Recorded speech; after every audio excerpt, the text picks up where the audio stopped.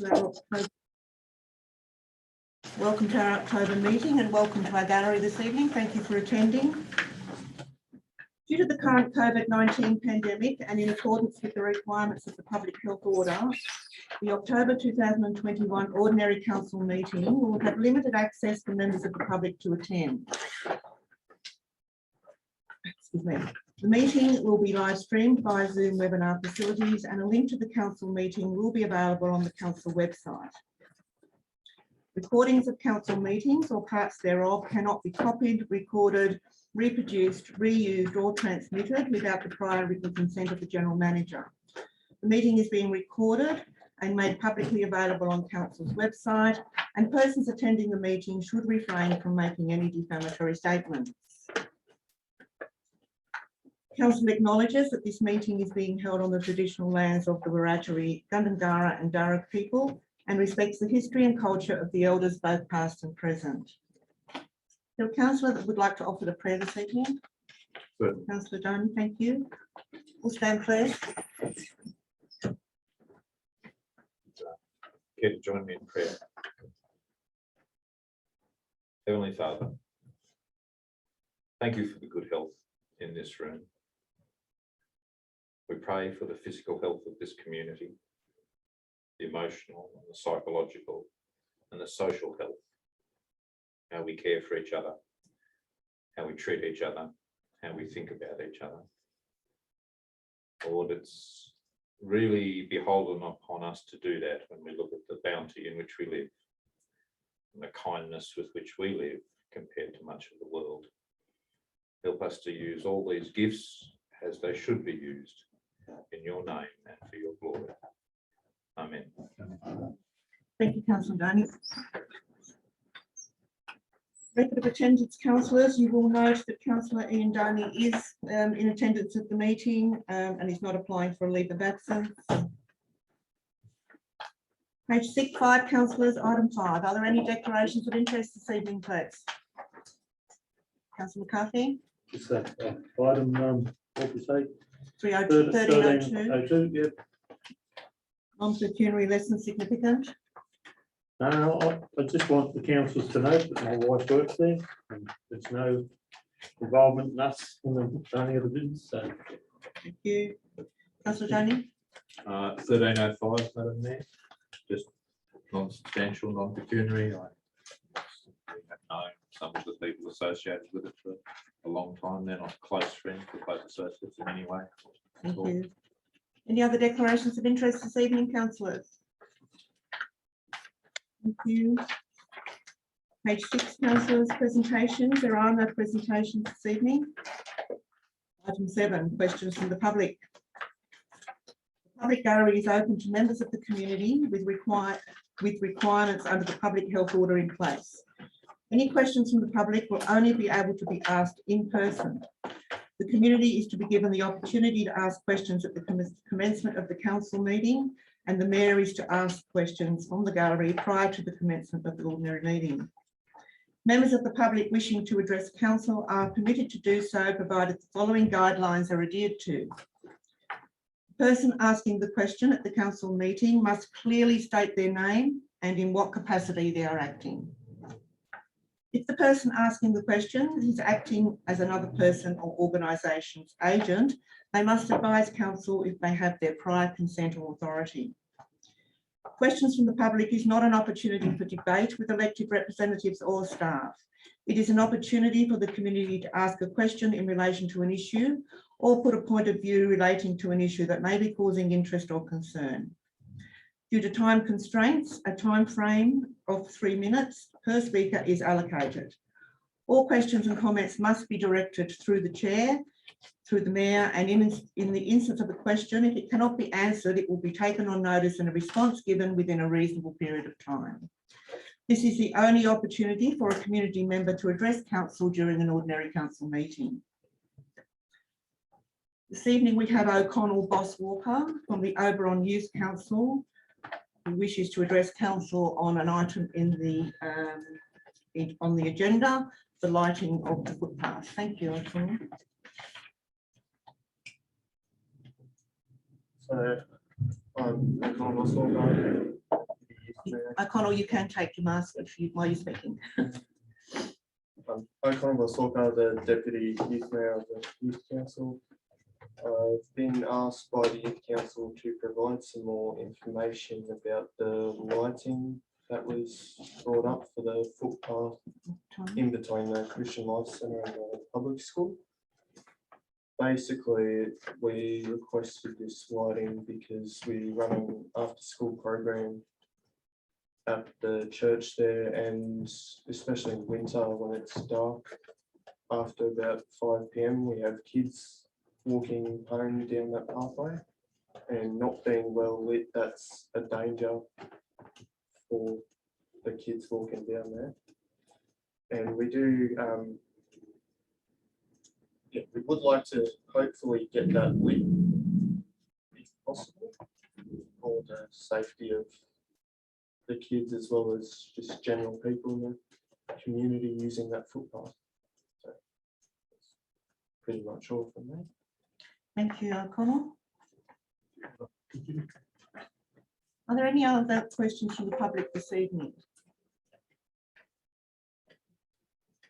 I'd just like to bring up the Would you like to come to the lectern? Thank you. Could you state your name, please? I'm Shane Ryan. I own a property adjacent to the development application for the function centre on the Meadows Road. And yeah, we own the land across the road, 359 Meadows Road, which we feel will be one of the most affected places, properties to the function centre. And it's just been brought to my attention, my understanding that use of these premises as a wedding centre is prohibited under the current zoning act. Therefore, council should not approve it. The roads, in the minutes for tonight's meeting, I never seen really no mention of Mount Olive Road. It's all the Meadows Road, which council done a wonderful job doing the most of it up, but there's still a small area there that with buses and stuff going to wedding venues, which is still narrow road. And the other one is the noise. We're 15 k's from Oberon, a quite rural area, mostly farming, grazing. And it's bizarre how someone would choose to build a wedding centre, car park, camping ground within 75 metres of our family home. And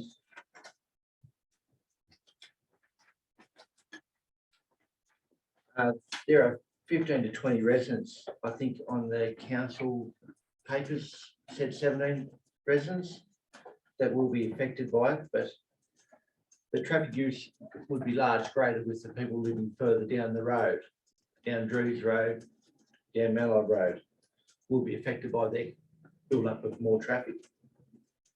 And the car park in this thing is overlooking my family home. So any lights, noise would, it's only a very short distance to our family home that my father lives in. And some clarification on the number of functions, the saying 20 weddings per year and 32 horse events. The operating hours, and it tells it further down, they can have 50 people at non-function events throughout the year. And who is responsible for policing the noise, the amount of events they have, the operating hours? So they're just a few of the concerns that I'd just like to put forward tonight. Thank you, Shane. Thank you. Thank you. We'll address that in the. Are there any other questions from the public this week? Can I take this up? I'm Catherine Banks. I'm here from Waldara. So let I just start with Waldara is owned and operated by Lawn Pastoral. It is a substantial agricultural enterprise that has been in operations for over 12 years. Excluding Waldara, Lawn Pastoral has widespread farming operations in Queensland and the Riverina. Waldara also Waldara is also considered an important part of the Lawndock pastoral operation, deriving its income from two equally important parts. There is a significant ongoing cattle grazing operation, plus the wedding business has been operating for 5 years and enhances the farming income.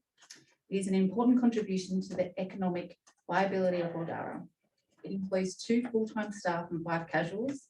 It contributes significantly to the Oberon Shire in terms of business and employment to the many businesses that benefit from the Waldara operation. In response to the points raised in the council report, which is on page 21, we'd like to add the following comments. Point A, we have a full-time venue manager who is local, and we have employees on site and on call 24 hours a day, 7 days a week. Our venue manager is always present for functions, and we employ local casuals for each event to support the venue manager and to ensure our patrons are happy and safe. We have read the letters of objections from neighbours, and we have listened to their feedback. We are constantly implementing numerous operational changes and fine-tuning our operation. These are outlined in our report to council, and we, by having staff always on site, are confident that we are able to mitigate potential adverse impacts. We also work closely with Oberon Police, and we note that they had no comment when asked by council, as we believe they are comfortable with the security and management of Waldara. We are also very sensitive to any issues raised by our neighbours, and this forms part of our constant improvement processes. B, as mentioned, the management team is constantly meeting and reviewing all policies and procedures. We believe current and future measures support our expansion and mitigate any potential adverse impacts of our development. Noise and security are well managed, and we have not been made aware that our measures have been unsuccessful. If further suggestions are received, we're happy to consider them and accommodate any reasonable requests. C, as mentioned, Waldara has a full-time venue manager and staff to assist them. This addresses council's concern regarding a full-time site manager. They are continuously on site during the entire wedding. We assess the potential impact of each function and ensure staff is appropriate for the size of the function. Our staff are employed to protect the property, our guests, and to ensure security and noise levels are not breached. We also have a strict responsible service of alcohol policy legally binding on our guests, which is strictly enforced. We believe our well-trained staff are first and best mitigation against any noise or security issues. However, if council believes CCTV would also provide additional benefits, we're happy to consider it. We also consider additional plant or noise buffering. Regarding waste management, all waste is professionally removed and managed by local third-party Oberon businesses during office hours, providing financial benefits to the local business community. We can also assess potential post-wedding cleanup noise and rearrange our management plan to mitigate this aspect. D, could council provide us with appropriate measures or provide clarity around this comment? We have implemented numerous measures outlined in our report to warrant our expansion and believe they are appropriate. E, we do not understand the relevance of this issue in this report. 3 minutes, please. Okay, Thank you. thank you. Are there any other questions? Mayor, good evening, councillors. I'm Sue Webb. We live at 200 Mount Olive Road. This is in relation to Shane and the DA at Meadows Road Function Centre. Just a few extra on top of Shane that are a little concerning. Licensing, is there, like Waldara has to do, is there any licensing within that proposed function centre? The road, the Meadows Road is very narrow, and I do realise that you have a 7 metre on condition for Waldara on Burrows Crossing Road. So I doubt even if Meadows Road is currently that or even close to it from where Forestry had finished doing from Lennon Forest down. As a truck driver myself, it is very narrow. Even in our 4-wheel drive, if someone comes against you, you have to get off the road. Mount Olive Road, is there a way, if this goes forward, that there could be a suggestion that Mount Olive Road is not used for the traffic coming from Taranah, Bathurst or wherever? Very narrow, quite a dangerous road, especially those sharp pinches. If you're not on the road and you're not looking for traffic, I can see a lot of issues. It's worse than Meadows. Hopefully when council gets a chance to do it up, we can address it. As a horse person, when we go to horse events that are, you know, I respect, and I think it'd be great if he's a horse trainer. We turn up in our truck, we're self-contained. Very rarely will we come into a town. We use, if people are there selling out of there, we use, like if you know, your PNC or whatever, we always do that. So I doubt that they're actually going to bring much to town. The question I'm really asking is the function centre, they say 20 weddings for 120 people in that shed. Fair enough. They then say there's going to be up to 52 events, which is, I gather, what they're thinking of. He does his horse training during the day and they might go back to the shed at night. My concern is that shed, the function centre, shall we call it, operational hours is 8 till midnight most nights, and then on a Sunday it's back to 8 p.m. So if there's another 32 events, and is an event a 4-day training event that he may have, is that one event or is that 4 or 32?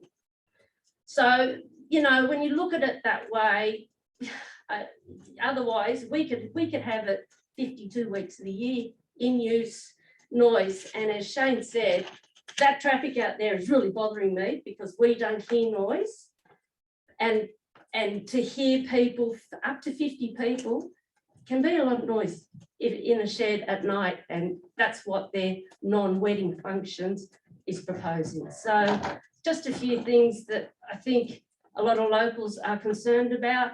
I know that a local that's down the Meadows side of their gateway is extremely concerned of the access in and out of their property, and things like that. Yeah, there is a bus route. It does stop at the Mount Olive Road, but there is a bus route out to there. So they're just a few things that, if it goes ahead, really like to take into consideration, and especially operation hours of the non-functions and the horse, you know, that sort of thing.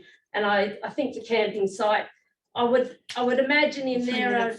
Sorry, 3 minutes. Sorry, thank you No, very you're much. welcome. You know where to quit. Thank you, Sue. Are there any other questions from the public this evening or comments? Thank you very much. Yep, we now have a few.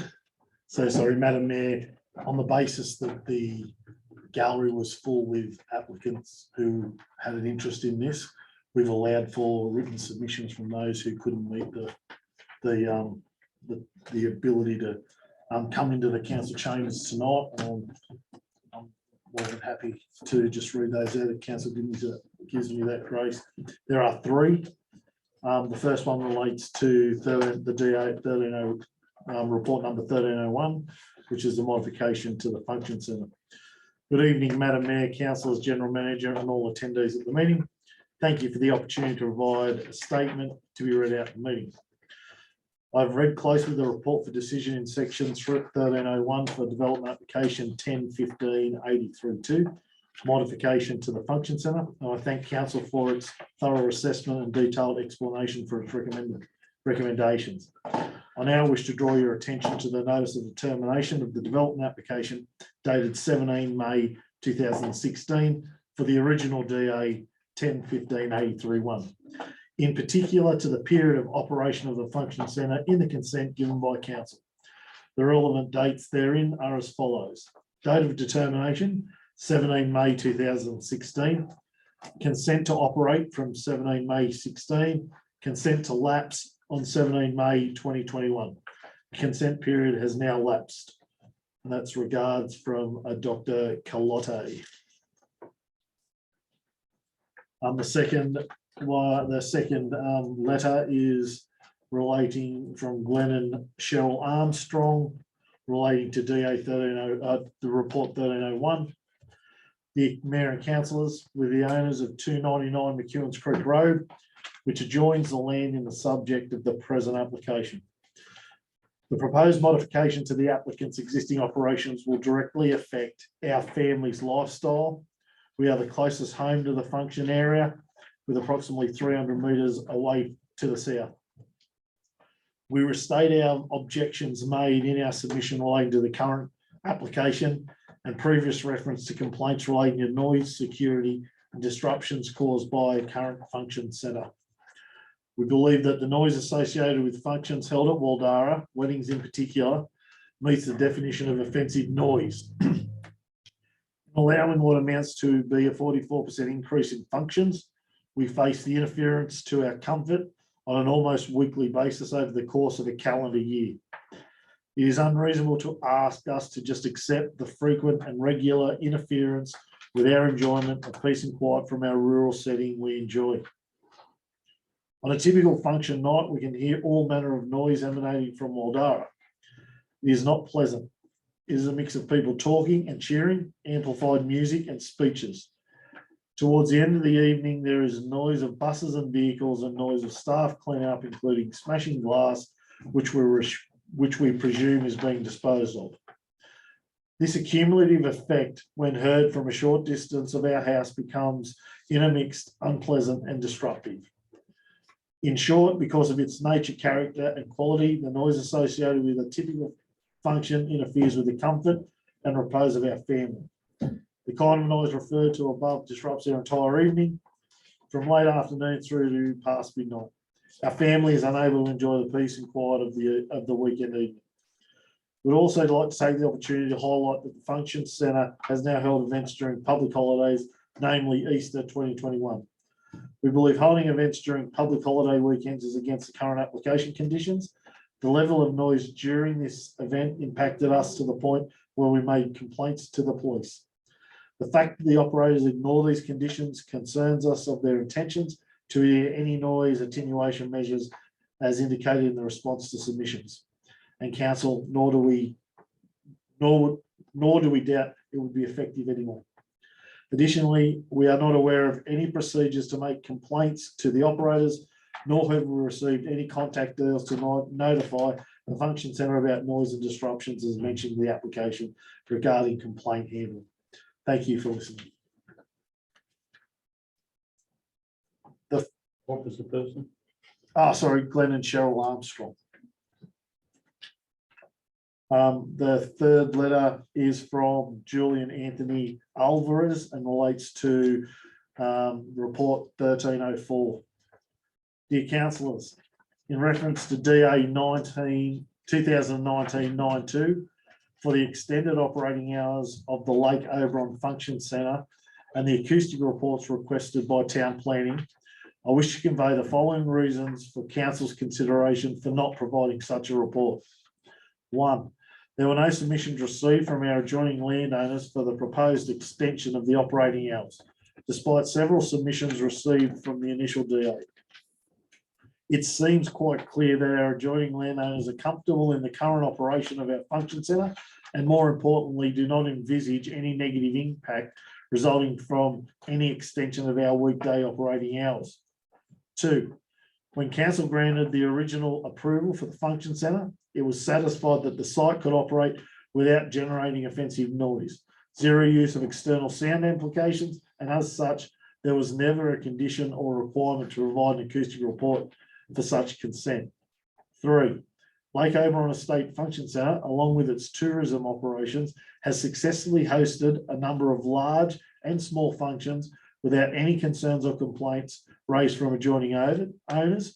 And 4, the closest neighbouring residence to the function centre is over 400 metres away.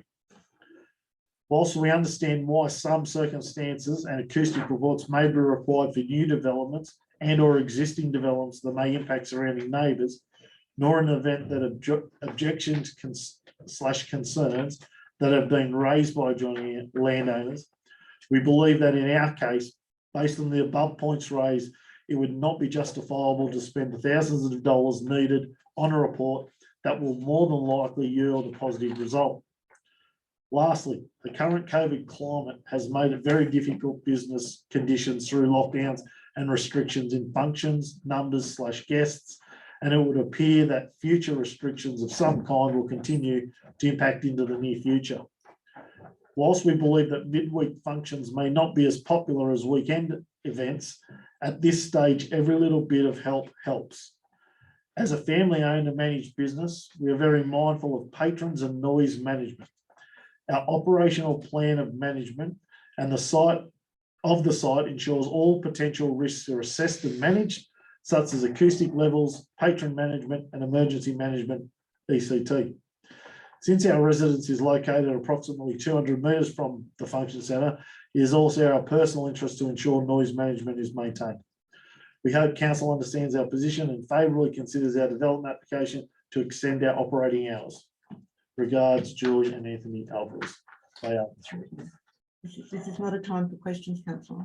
Well, We can Madam Mayor, address anything within the, these, none of these have been questions. They've all been presentations. I haven't heard a question asked. right? So I take them as a. No, they're not presentations, I councillor. take them as presentations because they can't be questions, Madam They Mayor. are not, they are not presentations. Presentations, councillor, is item 6. This is item 7, questions. I understand that, but where's the Or question? raising Have we issues had of one question? councillor, or raising issues of concerns from the public. The issues have been raised and will be addressed within the report item. Thank you, councillor. Thank you, councillors. Item 8, page 6, confirmation of minutes. Before I put this recommendation, I will just acknowledge 3 typo errors within your attachments, and they have now been fixed up and will be fixed up within the advertised minutes. There's a recommendation there, councillors, that the minutes of the ordinary meeting held on the 21st of September 2021 be confirmed. Can I have a mover, please? Councillor Capel and Councillor McKibben, thank you. Madam Mayor, can you confirm the amendments? There's typos, please. Sorry. On page 5, bringing. On page 6, Meadow and Treasury. Councillor Capel, do you wish to? No? Is there any business arising, councillors? Yes, sorry. Councillor McKibben? Madam Mayor, I did know that the 2 matters on page 7 of the minutes of the 22nd have the figures on the lift between the Duck Malloy Weir and the Oberon Dam being provided to Jenny Bennett. That's the first question. And has a letter been sent to Matt King, the new Environment Minister of New South Wales, asking him to review biosecurity offsets calculated for New South Wales projects such as Wangler Dam?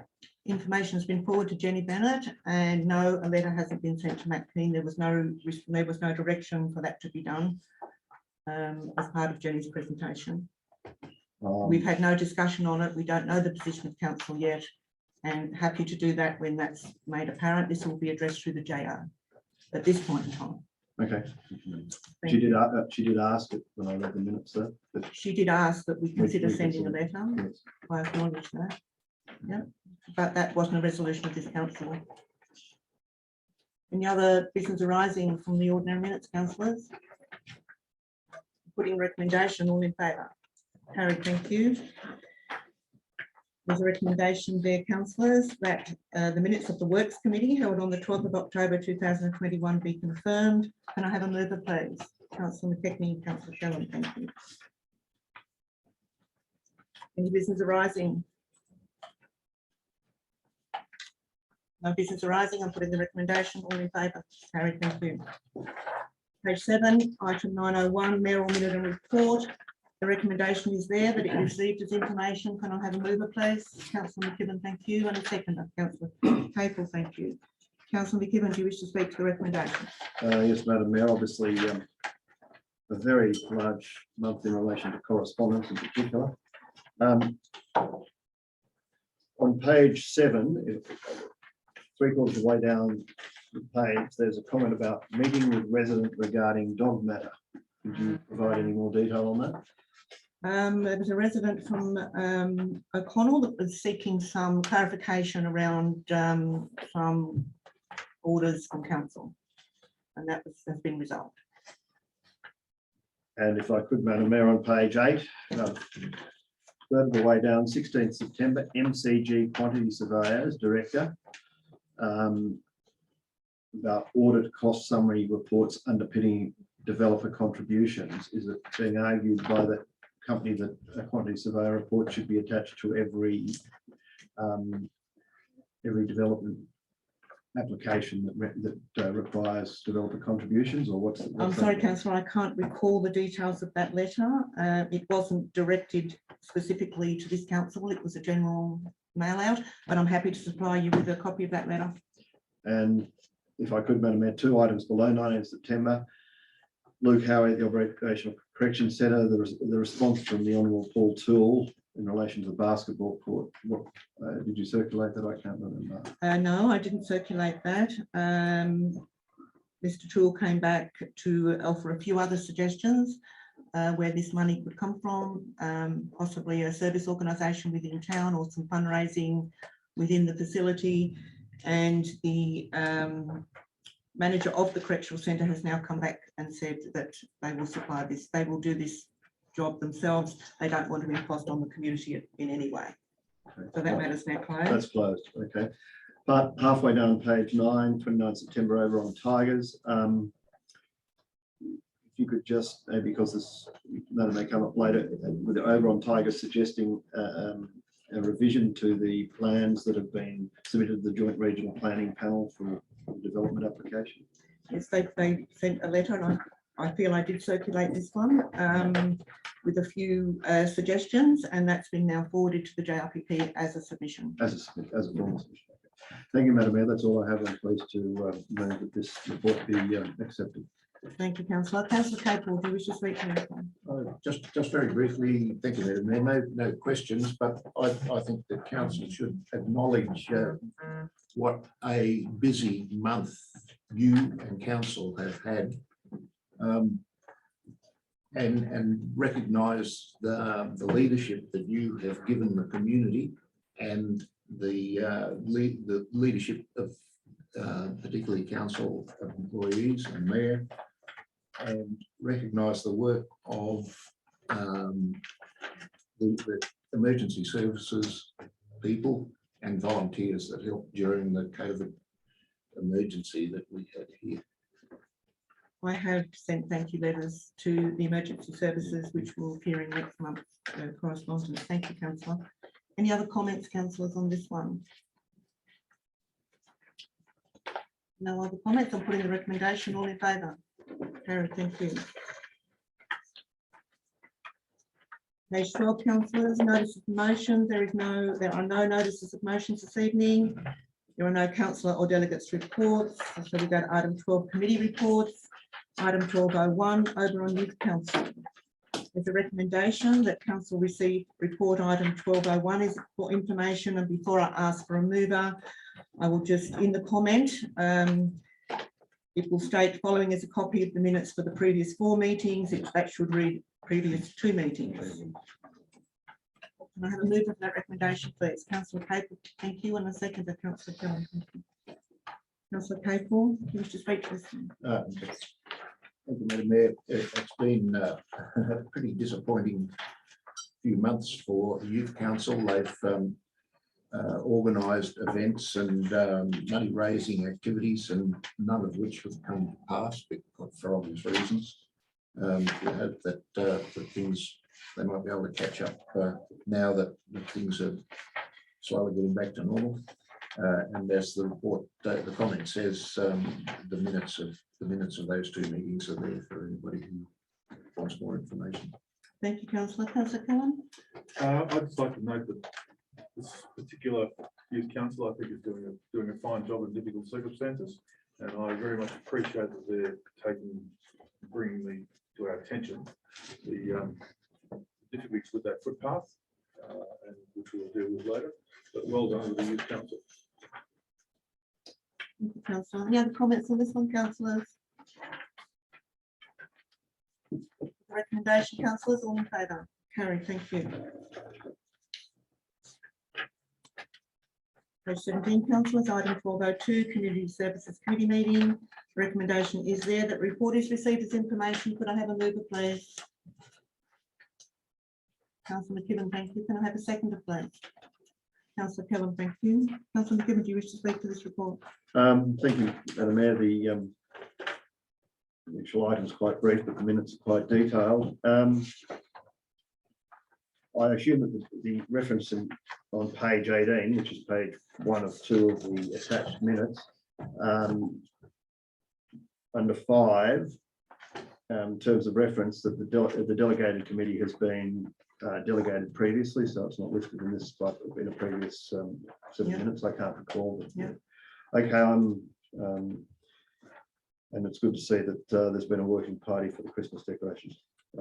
I'm happy to move this report be accepted. Thank you, councillor. Councillor Cole, Nothing to add, Madam Mayor. any comments on this one, councillors? With the recommendation, all in favour? Carried, thank you. Page 20, councillor, reports for decision. Item 1301. Development application 10.215.83.2, modification to function centre.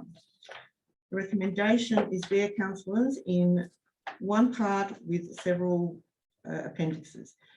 Motion is that council refuse modification 10.2015.832 regarding the increased hours of operation, events per year, and removal of Burrows Crossing Road upgrades at 280 Burrows Crossing Road, either for the following reasons. A, increased hours of operation and number of functions will increase noise and security issues already experienced by neighbours. B, current measures, e.g. clientele contract forms, have not been proved successful in mitigating noise and security measures experienced by current operations. C, additional security or noise mitigation measures available to be used, e.g. full-time on-site manager, additional buffer planting, CCTV, proposed hours for waste management, etc., have not been proposed.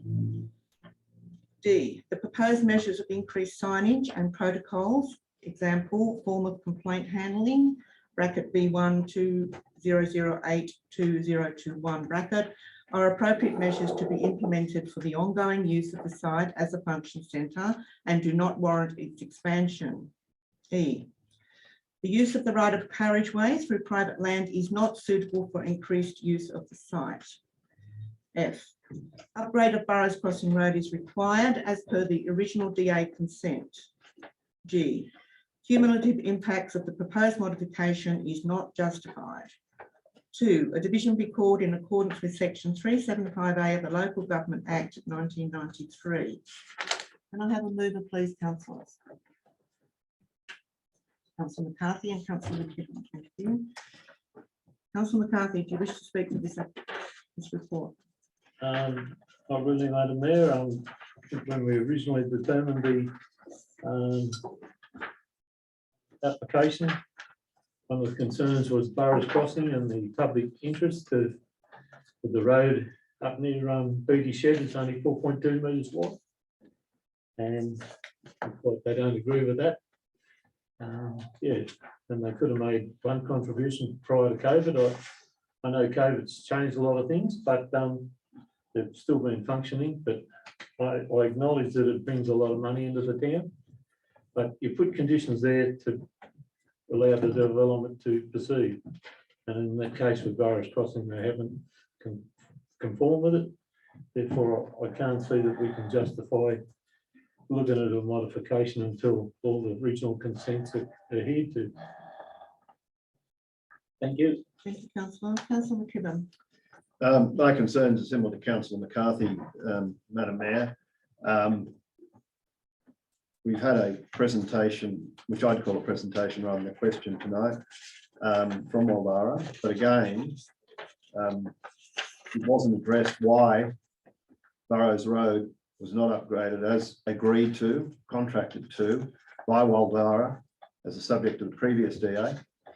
And it wasn't addressed as to why they're seeking directly a modification on that. I would have thought that would have been one of the first things that the presenter or questioner would have raised when they stood up in here. And I agree with all the other points that are listed here, A to E. We've obviously heard issues from neighbours, as one of them being read out by the General Manager tonight. So at this stage, I'm not happy that this DA be approved, and I'm happy to second the recommendation to be refused on the basis of A to G listed in 1 and 2. Thank you, Madam Mayor. Thank you, councillor. Any other councillor Cullen? Thank you, Madam Mayor. I agree with the proposer and seconder for the motion. The issue of the road is central to this DA. It's not being complied with. I do note the person who spoke earlier did mention that there is now an on-site manager for every event, and that is a reasonable action to take as a manager or as an owner of a venue. But it has taken time, but that does not impinge on my view that we should refuse this. Amendment. Thank you, councillor. Other comments, councillor Crackle?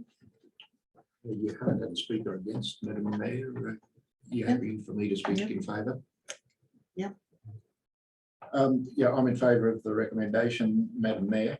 We're not talking about changing the number of events that are currently held there. We're talking about an intensification of the business, growing the number of events from 34 to 50, and the times that those events are being held. And I think that, well,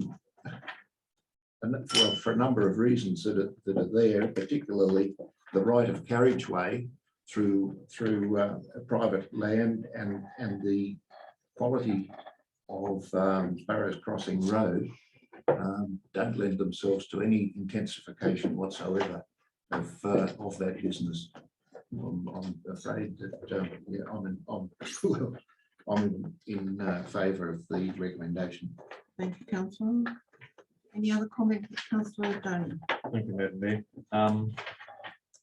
I think just by the weight of business papers we have before us today, where we have modifications to 2 and proposal of a 3rd function centre, is a challenge for our RU1 zonings, where these businesses are allowed to apply to open and function, because of the impact they have on surrounding landowners. And because of that, I think we have to be fairly stringent in a consistency of approach. So I think we need to apply similar restrictions or similar requirements to each of these operations as they exist. I think that's relevant later on when we talk about noise monitoring, and it's relevant when we talk later on about primitive camping, which has also been a proposal by this business before, which council knocked back because they felt its impact upon neighbours would be too great. So I do think we need to tread carefully. I think we need to be thankful that this is coming to town, but or providing economic activity in town. But I do think we need to be careful in listening to neighbours and also in meeting requirements placed on the business. So we have not yet had that amenable relationship to achieve that. So I support the recommendation. Councillor? Any other councillor Henry?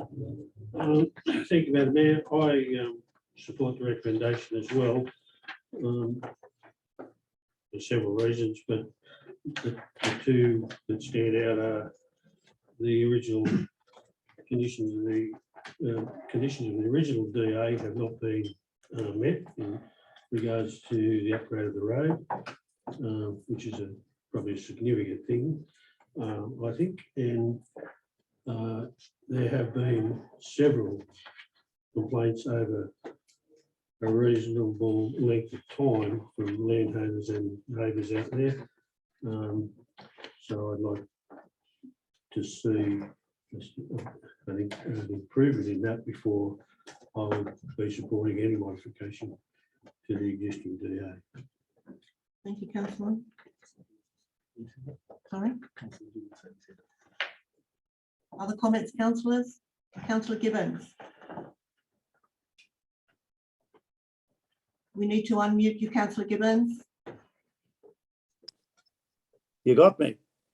Yeah, thank you. Yeah. No, the initial DA and the 2 kilometres of road at Burrows Crossing, I think that should have been completed in good faith, and that should have been honoured, and maybe talk about progress after that. But the upgrade of the road needs to be achieved before we can move forward. Thanks. Thank you, councillor. Any other comments, councillors? I'm putting the recommendation in parts 1 and 2. All in favour? Carried unanimously, thank you. Item 1302, page 35, councillors. Development application 102021.43.1, temporary storage shed shipping container. The recommendation there should read 1 and 2, not 3 and 4, councillors. The recommendation is that council vary control D4.1, building setback of the Oberon Development Control Plan 2001 to allow a reduced setback of the proposed temporary storage shed, bracket shipping container. 2, that a division be called in accordance with section 375A of the Local Government Act 1993. Can I have someone to move this, please? Councillor McKechnie and Councillor Gibbons. Thank you. Councillor McKechnie, do you wish to speak to this? Yes, briefly, Madam Mayor. This is, I support this recommendation. It's only a temporary measure for the time being of the storage shed. The business has undergone significant changes recently and it's expanding quickly. A lot more services provided, and we've probably all been in there and noticed the shop's been modernised and refitted. I think it's part of our duty to assist any business in the main street that wants to improve and expand. So I've no problem recommending the recommendation. Thank you, Councillor McKechnie. Councillor Gibbons. Thank you, Madam Mayor. Look, I can't add anything to what Councillor McKechnie has said. He's said it very eruditely, and I fully support what he said. Thank you. Any other comments on this one, councillors? Councillor O'Donnell, thank you. Madam Mayor, I think this the way this business has been changed in recent years is a bit of an exemplar for our businesses in town, and their employment practices and their activities outside their direct commercial interest are to be commended. I think they're doing a very good job. I'm happy to facilitate their operation. Thank you, councillor. Any other comments, councillors? Putting the recommendation, all in favour? Carried unanimously, thank you. Item 1303, councillors, page 40. Development application 102021-571 garage. The recommendation is that council vary controls C64 carports and garages of the Oberon Development Control Plan 2001 to allow additional floor space for the proposed garage. 2, that a division be called in accordance with section 375A of the Local Government Act 1993. Can I have a mover, please? Councillor McKibben, thank you. Councillor Kellam, thank you. Councillor McKibben, do you wish to speak to this? Thank you, Madam Mayor. Look, I do know this property, and I'm also very happy that council staff did arrange a survey, because there was always confusion, it appears, in Mount David as to where survey lines go. No one seems to know, let alone the people who live there quite often. So I know that the former director of planning and myself had some considerable issues about survey lines in Mount David, and I'm sure it may be an issue for the new planning director. Well, not so new now, sorry. No, look, I'm happy to move this recommendation. I know the house concern, I know where the garage is, so yeah, I'm happy to move this. Thank you, councillor. Councillor Kellam? Nothing further. Nothing further. Any comments, councillors? I'm putting the recommendation, all in favour? Carried unanimously, thank you. Page 48, councillors, development application, item 1304, development application 10201992, amended hours of operation. There is a recommendation there, councillors, that I need to add to before I ask for a mover. I've been advised that the reason for the refusal or acceptance of any modification or DA has to be listed within the recommendation. So the reasons that are listed in the body of your report will now be moved up to be contained in the recommendation. So the recommendation is That council refused modification development application 10201992 as additional information has not been provided for assessment under section 4.15 of the Environmental Planning and Assessment Act 1979. A, the proposed modifications are not considered environmental impacts relating to potential noise, therefore not satisfying the requirements of section 4.55(3) of the Environmental Planning and Assessment Act 1979. B, the proposed modifications are not considered satisfactory in terms of the matters identified in section 4.15 of the Environmental Planning and Assessment Act 1979. 2, that a division be called in accordance with section 375A of the Local Government Act 1993. So that is the recommendation that I'm putting, and I'm looking for a mover, please. Councillor Doney, thank you. Do I have a seconder? Councillor Cagle, thank you. Councillor Doney. Almost worth moving something so you can take the mask off, isn't it? Before I speak, just clarification for the officer if necessary.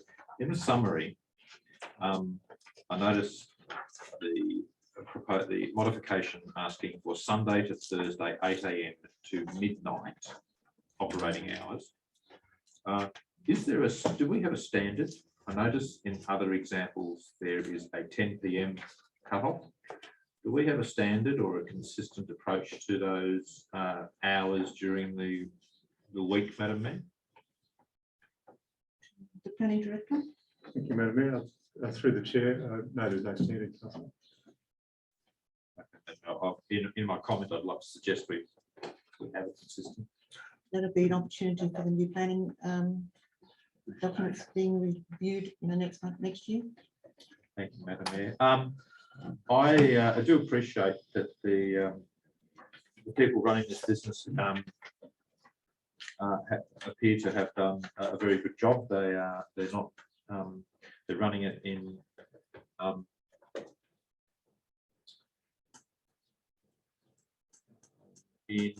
concert with their neighbours. There were no complaints, no submissions. The nearest residents 400 metres away, and that they're doing quite a good job. But I think, as I've already said tonight, I think we need consistency in these businesses, this type of business in these zones. And these people are doing a good job with their current neighbours. Both of those things have changed. It's not satisfactory to just say, well, everybody's all right with it at the moment, therefore we don't need to meet requirements, because everybody will change at some stage in the future, and there could be a totally different perspective. So I think for our own consistency that we do need to request this additional acoustic report that we don't have. I appreciate the financial impost, but I also know that Airbnb and these types of businesses are getting absolutely flooded with pent-up demand, so the circumstances will change for them. So I support the recommendation to apply a common standard across these types of businesses, Madam Mayor, and request an acoustic report that all conditions be met. Councillor Cagle. Thank you, Madam Mayor. I agree with what Councillor Doney has said. What we're talking about here is going by the rules. The rules are that a report is needed. They've had plenty of opportunities. They've been given extensions of time. We're waiting for them to do something. They're very clear that the report is needed. They've decided, for some reason, whatever their own reasons are, that they don't want to do it. I think when the time comes, they might change their mind, and they will. The system that can proceed then. they are doing a good job out there. It's a pleasant place to go, but we all have to live by the rules. And the rules are that there's a requirement for a report. So they need to abide by that to progress the job. Thank you, Councillor. Councillor McKibben. Thank you, Madam Mayor. Can I propose an amendment, please? Look, I have given a part of it to the executive assistant, but I have modified it as a result of you modifying slightly the initial recommendation. It would read something like this. Council approved modification to develop an application 10.2019.9.2, subject to the following occurring. The applicant obtaining an acoustic report in order that council can satisfy the requirements under section 4.15 of the Environmental Assessment Act in relation to the impacts of noise. B, the report in 1A, which is what I've just mentioned, be obtained by 31st of March 2022. Semicolon. C, the acoustic report satisfies council staff that the increased hours requested in the development application 10.2019.9.2 will not cause noise issues,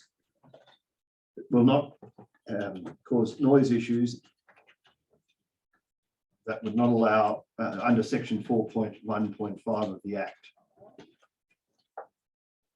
D, council advises the proponent of the council's decision in relation to section 415 of the Act. And E, the hours of operation applying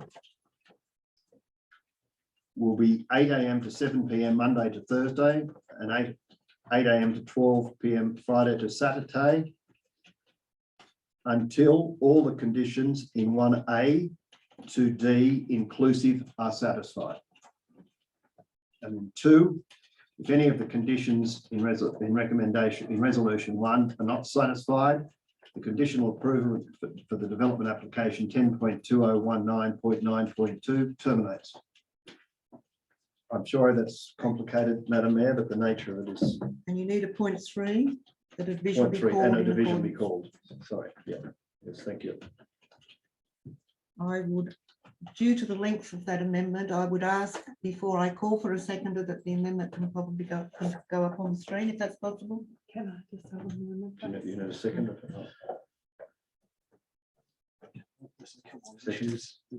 Yeah, I just want to get it on the screen so we know what we're looking at before I call for a second and we have some discussion and some input from the staff. Have the conversation before we do the second one. Okay, let's have it on screen because I couldn't follow.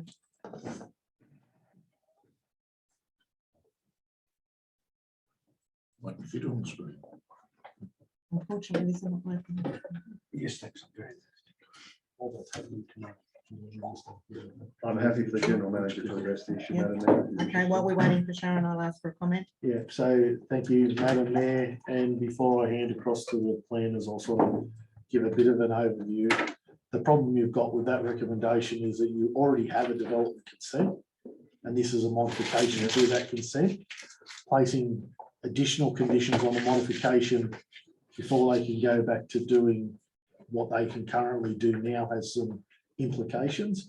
I would suggest that should council want to see an acoustic report included, a smoother or certainly a clearer option would be to simply defer it, ask the owners to say, you need an acoustic report outlining the concerns that are raised prior to us being in a position to progress the matter. It's as easy as that. Like you can really wrap it up in a simple condition, say, like defer the modifications until an acoustic report has been supplied and staff are satisfied the report addresses potential noise issues.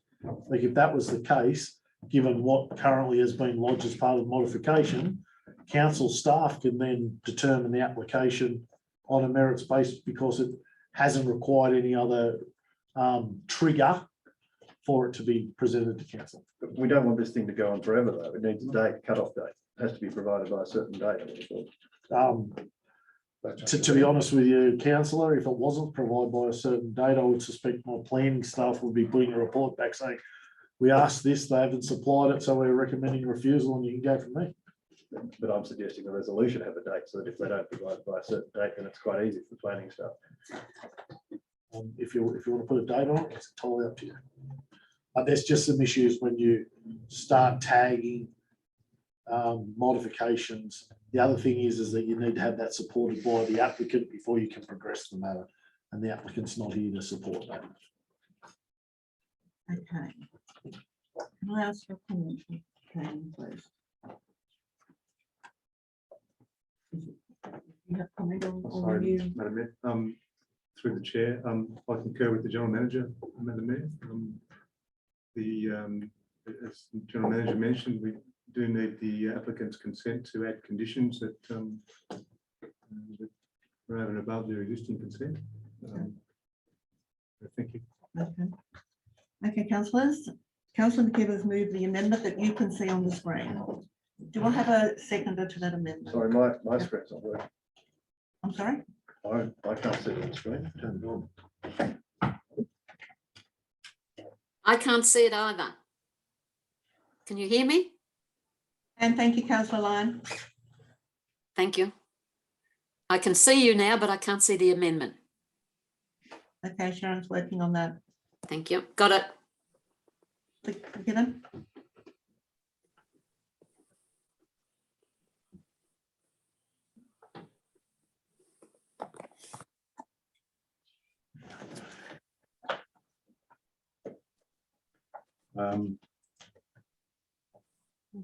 I think in C, it should say the acoustic report confirms that the increased hours of operation.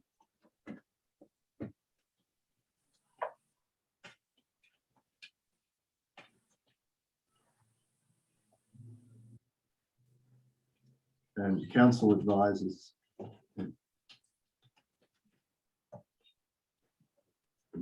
the environmental assessment. Okay. The hours of operation, the council advises the proponent, I think, of the act is unnecessary indeed. Sorry, councillor, what were you asking me to change? Indeed, I think take the words of the act out. Or just council advise the proponent of the result.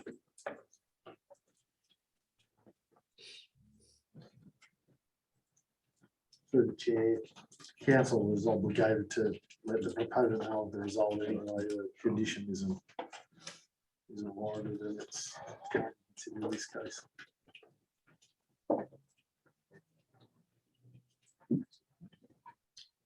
Can I just ask the general manager, as that reads now, does that constitute a legal recommendation that this council can put? I think through the chair, I've already indicated that that's not the case. This is a modification of an existing approval. The hours of operation already apply to the existing DA as it sits now, which is a legitimate consent in its own right. I'm prepared to amend it then, Madam Mayor. Okay, councillor McKibben. I'm prepared to make the recommendation as per the general manager's recommendation that council defer approval of development application 1029 until an acoustic report is provided that satisfies section 4.15 of the Environmental Assessment Act. 2, such acoustic report must be obtained by 31st of March 2022. Otherwise, the modification shall lapse. Correct, or terminate. So don't defer the approval. We can just defer the modification application. So you can't defer an approval. No, we're not making it defer the modification. Yep. Consideration of the modification. I'll just take those provisions out. Yes, and I'm saying the acoustic report obtainment and a division be called. Is that legal, general manager? Defer approval of the modification. Yeah. Just defer. modification. Defer approval of the modification. No, just defer the modification because we've got the current application in front of us. Modification of development application. After modification, the word of. With no Not mention all two. that, councillor, it's Point. modification of Alright. certification. Point 9.2. Not before until. Yeah. Point 9.2. 9.2.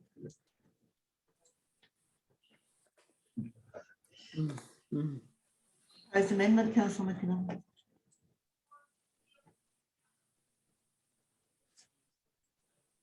Obtained by 31st of March 2022. I think we know the exact date. I'm happy with that, Madam Mayor. Councillors, can everybody see that amendment, proposed amendment? I'm now looking for a seconder. Councillor Kellam, thank you. Thank you, Madam Mayor. I'm quite happy with that as an amendment. I have a couple of observations to make. The first I one, have to, I'll give to Councillor McKibben. So I have a mover and I have a seconder for the amendment. Councillor McKibben, do you wish to speak to this amendment? Thank you, Madam Mayor. Look, as has been said before, this business has operated for some time, but as a matter of consistency, and I think this was said by Councillor Doney before, we need to ensure we have consistency across our development applications, and we do have a requirement under section 4.1.15 to look at the impact of noise. And this is an increase in the hours of operation further into the night, and that and as this this function centre is on a lake, on the dam, Oberon Dam, it is highly likely, with cold and water, that there is an amplification of sound from this venue across the water that may impact actually on people in the town, in the town of Oberon. So I think we have to be very aware of this, and obviously we're extending the hours during weekdays and during most weekdays and Sunday. So we have to bear in mind we are extending it on Sunday, which is noise pollution laws obviously see Sunday as meant to be a quieter day, and we're asking here for an extension on a Sunday as well. So I think it's crucial we have an acoustic report. I've heard what the proponent has said by way of a letter through the General Manager tonight, and I have seen what they have said in this report, but I think it's crucial we have an acoustic report in relation to this. Councillor Kellam. thank you, Madam Mayor. I've heard tonight several times people talk about consistency across the variety of locations. And I think this is an example where that consistency is probably counterproductive. Each of our DAs needs to be assessed based upon the environment that undertaking is taking place in. So, for example, we have 3 function venues with DAs tonight, and we need to have a single set of rules about what times something can be used is productive when there are circumstances that allow more latitude, and that's what we're here to provide answers to. Is the latitude that, as a council, we're happy with. I agree very much with Councillor McKibben's view of the acoustic report, because we need to have a baseline of what the acoustic effect on the surrounding areas are. Now, I don't know why that wasn't done in the original DA, but it's important that for future use, or any future changes in the development application consent, that we have that baseline, and we need to establish that now. And I think once we've got that, we can actually make a sensible decision on whether we will permit the hours to be extended to 8 AM to midnight, 7 days a week. Thank you, Councillor. Any other comments on this one, councillors, please? Councillor Cagle. I'd like to speak against the amendment, please, Madam Mayor. Yeah. Basically, because we've spent a quarter of an hour or 20 minutes here wording an amendment that really doesn't do anything except put a date in it. I think that we should stick to the recommendation, the original recommendation, that leaves it up to the applicant to get an acoustic report, and if they wish to proceed with it. If they don't, they won't. It doesn't matter if it's March or this time next year. I don't think that will change anything. I might be pointed out to be wrong, but I don't think. I think it's up to the applicant to decide if he wants to proceed with the modification. That he can do it at whenever. That what we're doing is putting a date on there so that if he comes back in May next year and wants with an acoustic report and a modification application, we will have to say no, sorry, you missed the time frame. I think we spent a lot of time not changing the motion in that major way. Thank you, Councillor Capel. Are there any other comments, councillors, on this one? Councillor Dolan. Just two quick ones, Madam Mayor. I got a bit lost in this consistency and not consistency. Sorry, Councillor Dolan, I can't hear you. Sorry, Madam Mayor, I got a bit lost in consistency and not consistency. If we should apply to the individual circumstances, then we need an acoustic report to judge those individual circumstances, then the acoustic report is the common standard that we're applying. Secondly, I would like the council to refer at some stage in the future to consider in this one bringing the weekday hours down. I would like to see weekday hours. You know, we're talking about major operations in the R1 zone. We do need to take that into consideration. So I just, for council's memory, when this comes around again, I would argue that the Sunday to Thursday time is reduced till 10 o'clock, or actually it's 8 o'clock on a Sunday, I think 10 o'clock on weekdays. That's just for future reference. Thank you, Madam Mayor. Any other comments on this one, councillors? Councillor Gibbons.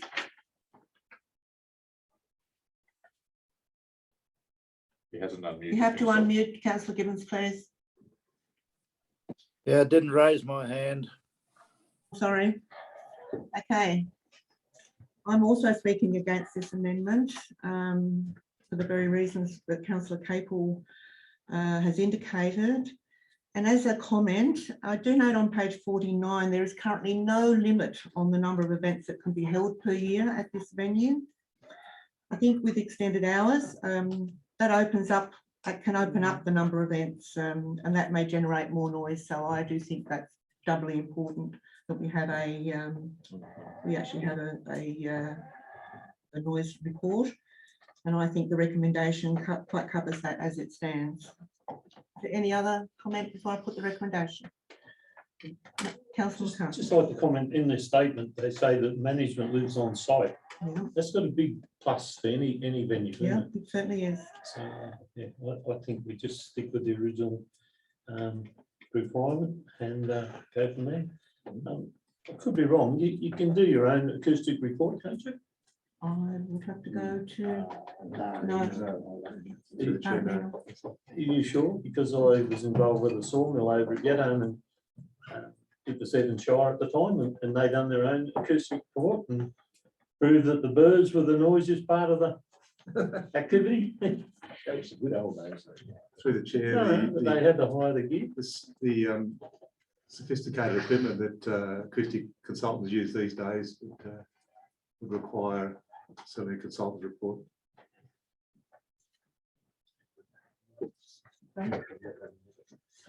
Councillor Lyon.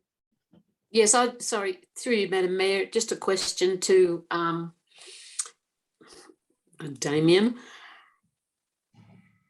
When you do the acoustic report, when they do the acoustic testing, it will be better if it's at the acoustic is attended when they've got a function on from distances, like Councillor McKibben mentioned the noise going over water, so that if we put a time limit on it and they don't have many functions between now and March, it can't be tested properly.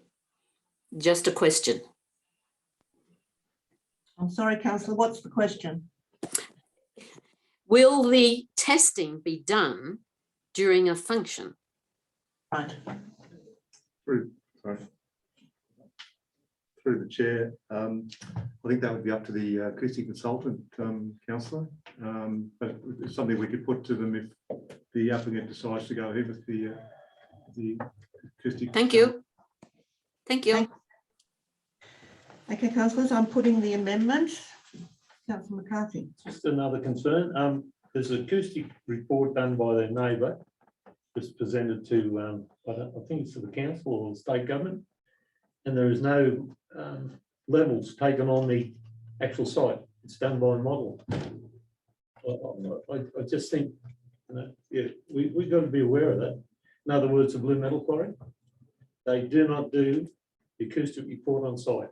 It's done by a model, and it's done by a whole resident of Oberon. So that's correct. Through the chair, that may be the case, but it would have been done under a standard that's been put in place through the appropriate noise guidelines or legislation. So there would be a standard that the acoustic modelling would need to meet in order to get the green light from any event that they have. Councillor Lyon. Councillor Lyon, you're muted. Yes, right.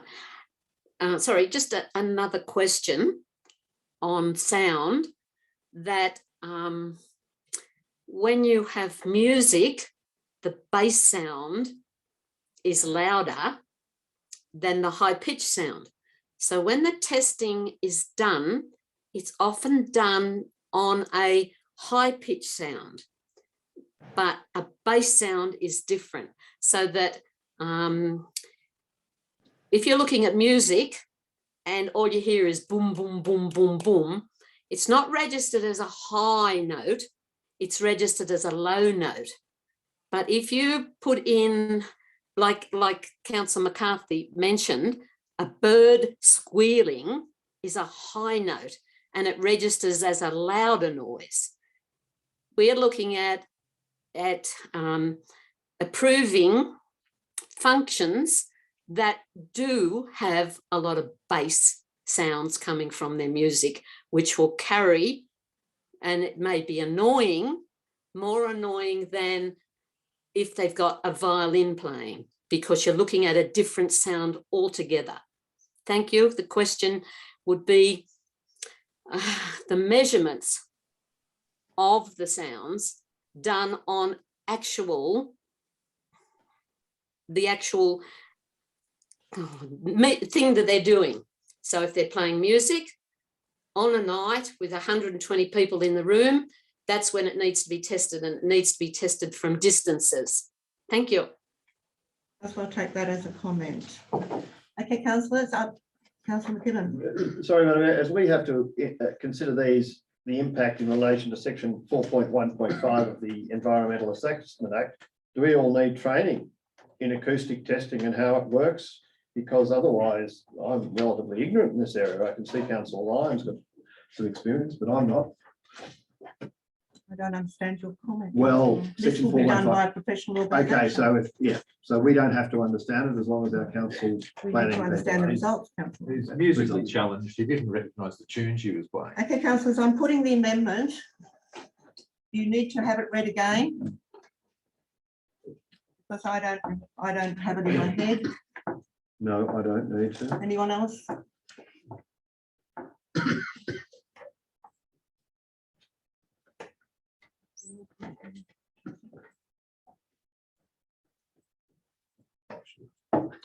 So the amendment is that council defer the modification development application 10201992 until an acoustic report is provided that satisfies section 4.15 of the Environmental Planning and Assessment Act. That the acoustic report be obtained by the 31st of March 2022 and that a division be called in accordance with section 375A of the Local Government Act 1993. All in favour of the amendment? I can't see councillor. Sorry, I can't see zooming councillors.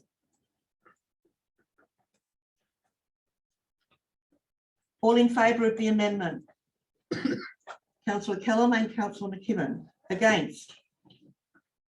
Councillor Donny, McKechnie, McCarthy, Capel, Sajewicz and Gibbons and Lyon. Thank you. The amendment's defeated. We go back to the original motion.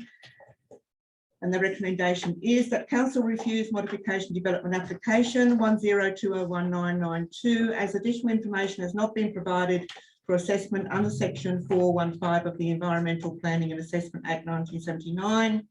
That a division be called in accordance with section 375A of the Local Government Act 1993. All in favour? Carried unanimously. Thank you.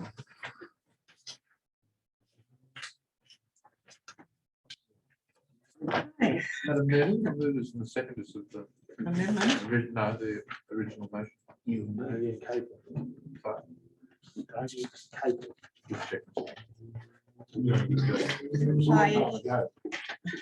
Page 53, councillors. Item 1305.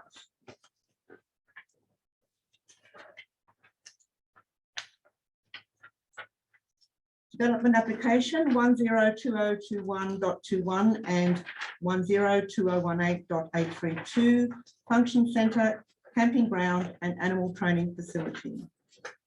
Again, I have to add the reasons to why the recommendation has been recommended the way it has, and I will now read that out, including those reasons, which will be found in the body of your report. The recommendation is that council approve DA 102021.2.1 for the use of the function centre, animal training facility and camping grounds with conditions at 370 the Meadows Road, the Meadows, for the following reasons. A, the development is consistent within the Oberon Local Environmental Plan 2013.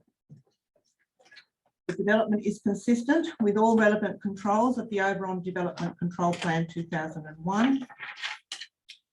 Overall, the impact of the function centre, animal training and boarding establishment and campsites can be appropriately mitigated to ensure minimal adverse impacts on the subject land and the locality.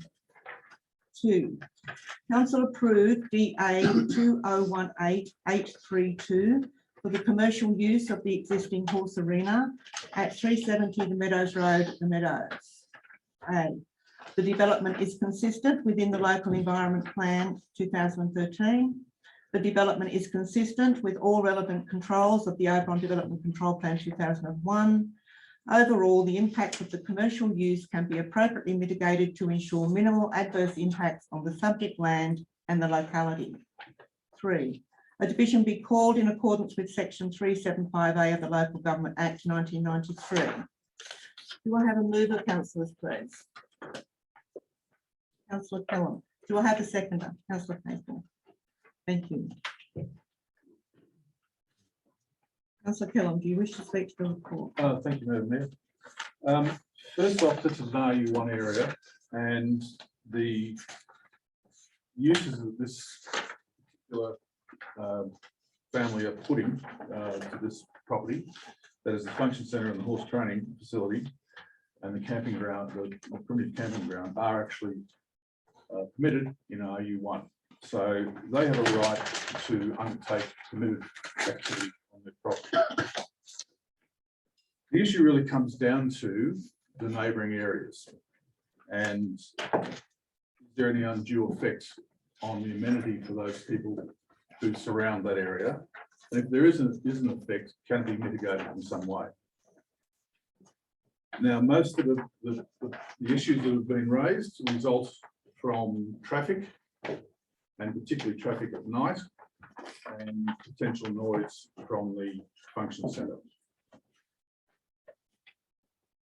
This development at its core is also the residence of the persons involved in the development.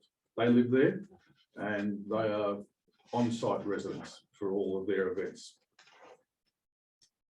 The horse training sessions are limited to generally 15 people, as noted in the reports, and I expect them to be very low impact on the neighbouring residences. I think one of the more telling issues raised was the traffic leaving there at night.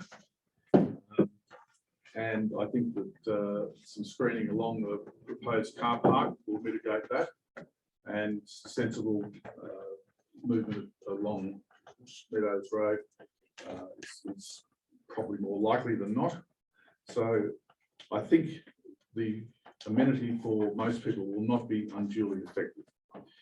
If it is, there is a complaints process, and we should as a council be very cognizant of what complaints may be made and how mitigation can be further enhanced. So I'm recommending that this DA be approved with cognizance of screening of the car park to reduce light effects to the neighbouring properties, and to also monitor any complaints that are received. Thank you, Councillor Killam. Councillor Capel. Thank you, Madam Mayor. I can appreciate that change is often difficult for a lot of us, and I think when something different comes into our communities, it always sort of waves a flag because it's different. And I think that we have to learn to accept some change. I think going out there and having a look at this site and reading the information that we have here, I'm a lot more relaxed about it than I was. The fact that I was a little bit concerned for a start when I read about primitive camping, but having read the information, the fact that it will be limited to 4 sites, and that will be the horse people who will be there. It's got nothing to do with weddings. There'll be no accommodation provided for wedding guests. I think that will not be a major issue for anybody in the community. And these people have done an acoustic report that is very comprehensive and raises no serious issues with the acoustics. I'm happy to see something like this come into the Oberon community. I think it will be, I'm sure that it will be very well run. I think that it will be a benefit to the overall community here in Oberon. Thank you, Councillor Capel. You have a comment for Councillor Gibbons? Could you unmute Councillor Gibbons, please? Through the chair, I've had a look at the road there. It's a 50-year-old road and very narrow and very rough. I just think my comments are that they must contribute to the road. It's the people that have been using the road, they know the road. It's a narrow road. It's at least 2 sets of culverts short. There's no sight distance coming up from the other way. I just think we should be we should be placing a contribution suggestion. Council upgrade the road and they pay for the soil. It's a kilometre road, it's 50,000. We're talking about other roads. I just think it'd be some sort of compensation to the people that live about there if they had a decent road, because we know, and I know, how much those horse floats rattle around on a road that's not built properly. And as I say, it's a 50-year-old road. It's got bitumen then. It needs to be upgraded to a much better standard. We're talking 7 metre standards from others. And a simple way of putting this forward is, we know what it costs to seal a road. We know by the metre, we know by the kilometre. I think there should be for them to contribute the sealing of that road if the road was upgraded by council, or there was some way, you could add some benefit for the people down there that's had this impost put upon them. But I think it's a great facility. I think, as previous speakers have said, it's something that's a horsey place, and it's very good, and there'll be plenty of activities going on. The road's a shocker to me. Thanks, Mayor. Thank you, Councillor Gibbons. Councillor Lyon. Yeah. Yes, I just have a, I guess, question to the town planner, or a comment that over the years when we have approved smaller blocks, we have created lifestyle. And is lifestyle included in you can put it on paper that we're going to have this and we're going to have that, but the impact on the people that have bought in this district around that area of that application have possibly moved there because of lifestyle. Now, what is lifestyle? They might have come to the country because it's much quieter. They've come to the country for many different reasons.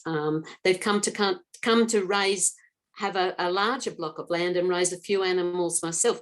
And that looks like that has happened down Meadows Road, that we have people that have come for a lifestyle. And I'm just wondering if that can be taken into consideration when we as a council approve somebody coming in and saying, yes, this is wonderful, but it looks like it's going to affect a lot of people and their lifestyle. Thank you. Comment. Thank you, Councillor Lyon. Any other comments here, Councillor Doney? Thanks, Madam Mayor. I should, I guess, start by saying that prior to my comments that I will be supporting the motion. I'd like to make some comments on something, a few things. One I said before of this, what effectively Councillor Lyon is talking about lifestyle or all sorts of stuff, is that land use conflict in our zones. We've got an R1 zone.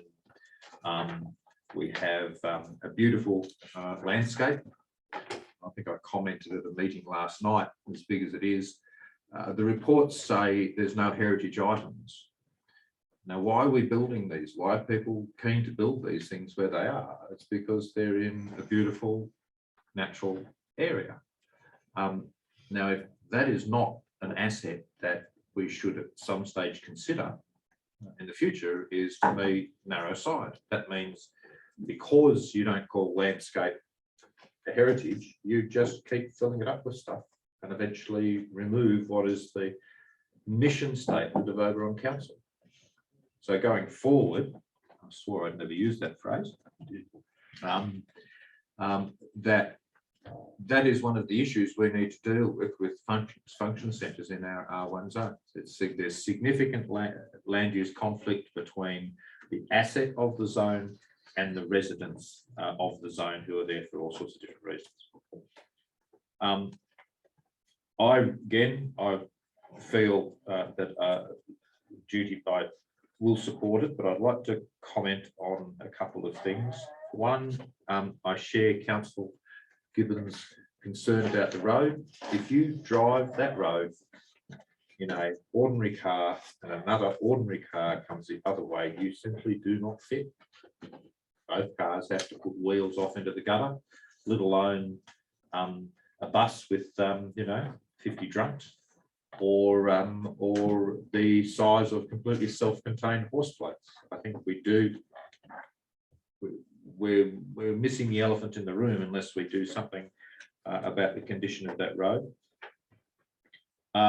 If you drive up to the car park, actually up onto the proposed car park position, your lights and any movement there do scan at least the rooftop of the dwellings that are in fact quite close, not just the most immediate one, but the one further down. You're actually throwing light and noise quite a distance, and I'm not sure that Leylandis will provide a sufficient buffer. So I am trusting the council and the proponent that if the neighbours complain, that there will be a more significant buffer in that area.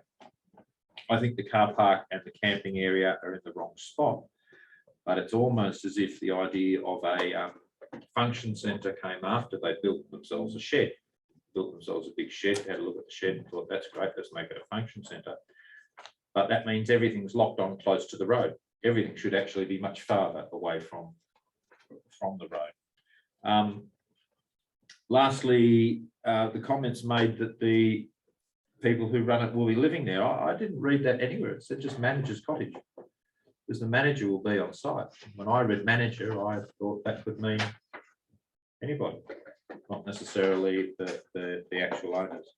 Now, I compliment the applicant on the way that they have responded to every submission and every approach from council and bent over backwards to do the right thing. And I take encouragement from their acoustic report that says the facility commits to the continuing consideration of the amenity of the site neighbours and shall take all reasonable and feasible measures to ensure the conduct of the facility does not unduly impact on the surrounding area. So they're offering a great deal. Can I ask through you, Madam Mayor, that town planner used a phrase to me yesterday that described the situation where residents felt they were not meeting the requirements, and how do the residents then seek satisfaction? Yeah, can I ask the town planner, what was the... Through the chair, Councillor, I think that would be just with compliance with the relevant conditions that are in the consent. The council would ensure compliance with those. If we receive complaints, we'd act on those. So it is through non-compliance with the conditions. Correct. Okay. And sorry, through the chair again, the acoustic report is included in condition number 1. If I may add, there is also a condition regarding the contributions, councillors, that would require close to $5,000 for rural roads, which the applicant would be required to pay prior to the issue of the construction studio going forward. Thank you. Thank you, Madam Mayor. This will have a strong impact on the people around there. This is, quite significant. It is land use conflict. There's no two ways about it. But legally and morally, they've done a very good job in their proposal. I will be voting for it, but I would like to see them really work to remove some of these real and significant disadvantages: the road, the parking area, to a lesser extent the camping ground. Thank you, Madam Mayor. Thank you. Councillor McKechnie. Thank you, Madam Mayor. I have some concerns around a few parts of the application. The road from Golden Valley Road down to the entrance, or even further down, is quite narrow. Having driven a 50-seat school bus on that route for several years, I can tell you it's almost impossible to pass a truck or a stock float or that without almost pulling to a stop or off the road. So I'd like to see some contribution, at least from the proponent down to the road from the Golden Valley corner down to the Mount Olive corner. The other point that Councillor Donny raised in regard to the car park and And the camping area and the screening, I have some reservations about how close it is to some of the other properties, but if the screening is suitable, which in a couple of years it probably will be, because they normally grow to 1.5, 2 metres in a couple of years. So allowing that there's no drought and half of them don't die and blah, blah, blah, it should be okay. But the other thing is, I agree again with Councillor Doney that the camping location of the camping area is probably not the most suitable for the residents or adjoining residents. But in fact, it's probably been an afterthought. Otherwise, it would be over near the equestrian centre up down below the hill. But in saying all that, given that what we've seen out there and that the work that's been done, there's no shortcuts, and there are some commitments in there to facilitate issues if they do come up. And it complies with our planning policies. It would be difficult to disallow. Thank you, Councillor. Councillor McKibben. Councillor McKibben. Thank you, Madam Mayor. Look, most of my concerns have been raised by previous speakers. I was also concerned, and obviously having a view on Monday this week has assisted. I am concerned about both the Meadows Road and the Mount Olive Road and the intersection of them. And I know Councillor Gibbons saying it'll cost 50,000 to do, probably fix up the Meadows Road for that last part that wasn't that we haven't done, and that the contribution will be given by the proponent is about $5,000. So that won't solve the issue completely. And I am concerned about the traffic issues and the width of the road for passing traffic, and also the lights. They have planted Leilandi, they are in the ground already, but as we know, probably they won't provide a buffer, a particularly good buffer for probably the first 5 years, I'd say, conservatively. And I agree that the camping ground is probably not in the most ideal place. But the total proposal does comply with RU1 zoning and where we're going forward. Obviously, the next council period, for the next council, there is going to be a very important area about planning in this whole Oberon area, which will come in. We have to look at our LEP and all our overarching planning documents. And it's really up to the residents of this shire to decide whether they want to become the Southern Highlands and a lot of small allotments, or whether we keep our major business agriculture and keep large allotments and keep the agriculture industry. That's purely a comment, Madam Mayor, but it is for the Oberon Shire people to obviously make that decision. And I'd suggest that we may need to do some type of get some type of opinion on that. So overall, I'm more in support of the animal training use because I think that's more in line with RU1. The function centre as an adjunct. I think it's allowable within the RU1 definition. As I said, my concern is that we are going to become very much dominated by function centres. I don't know if they'll all have a lot of business, because I understand there are a lot in the pipeline. But overall, with some reservations, I would have to say I would speak in favour of the proposal. Thank you, Councillor McKibben. Councillor McCarthy, I'll come back to you, Councillor Lyon. Councillor McCarthy. Madam Mayor, I fail to see how we can support this on two bases. We know that the road's narrow. We have a requirement that if you're doing a development, that the road, if there's so many people on it, it's got to be certain width. If there's more people on it, it's got to be wider. This road at the top of the hill is only 5.2 metres, and I think further down it's less. The intersection of the Mount Olive Road is also dangerous, and if you get on your TomTom and you've got whatever, you want to go back to Bathurst, it sends you down the Mount Olive Road, which is what's only very narrow. But one of the conflicts that happen here is the Ryans have been there for over 100 years. And what happens at night time when these people leave, with those big light bars, it lights all their backyard up. Their privacy's gone. And having watched this development out here for years, there's been piles of dirt there and piles of dirt moved.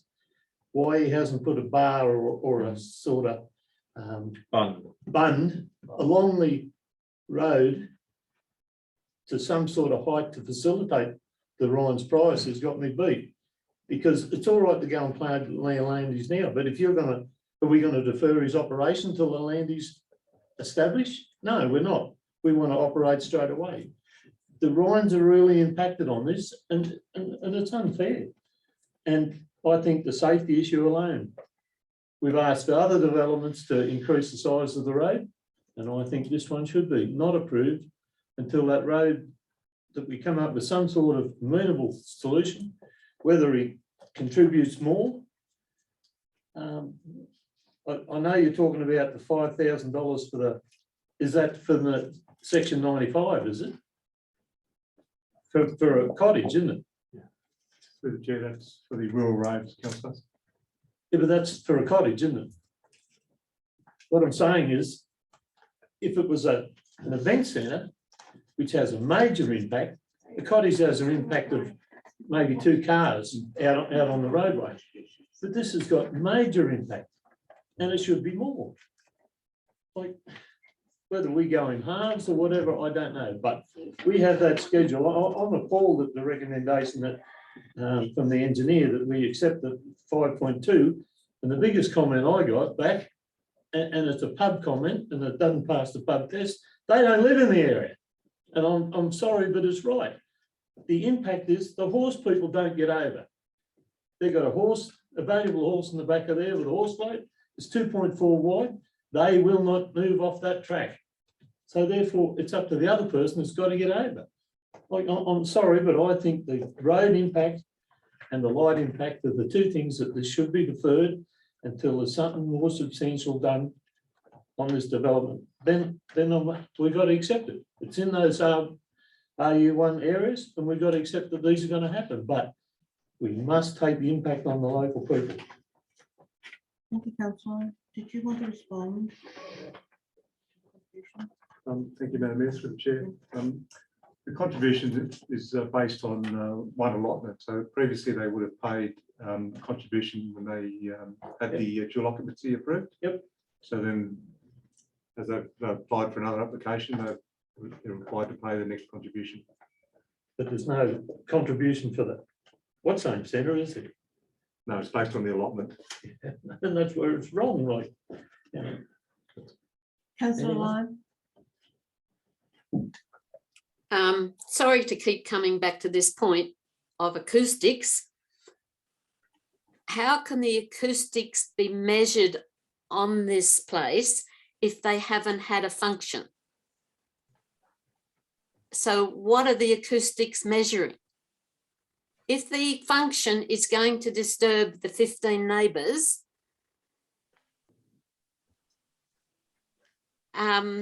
so that's my question. How can the acoustic be judged on the impact it's going to have on all those people? What are you measuring? Through the chair, they're modelled through the industrial noise policy that's provided to you as part of the additions in the attachments. Okay. So, sorry, Councillor Lyon's still speaking, but she's muted. Councillor Lyon. Sorry.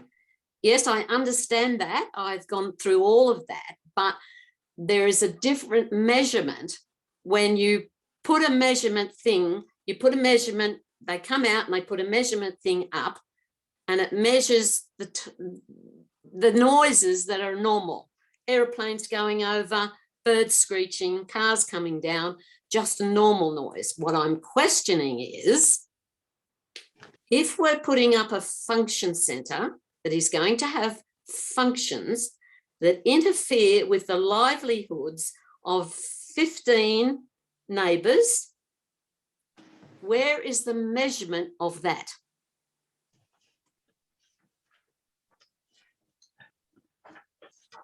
Standardised modelling. Through the chair, it's modelled through the requirements of the industrial noise policy. That's Oh, yeah, I understand that, and I've seen those measuring machines, and I see how they work.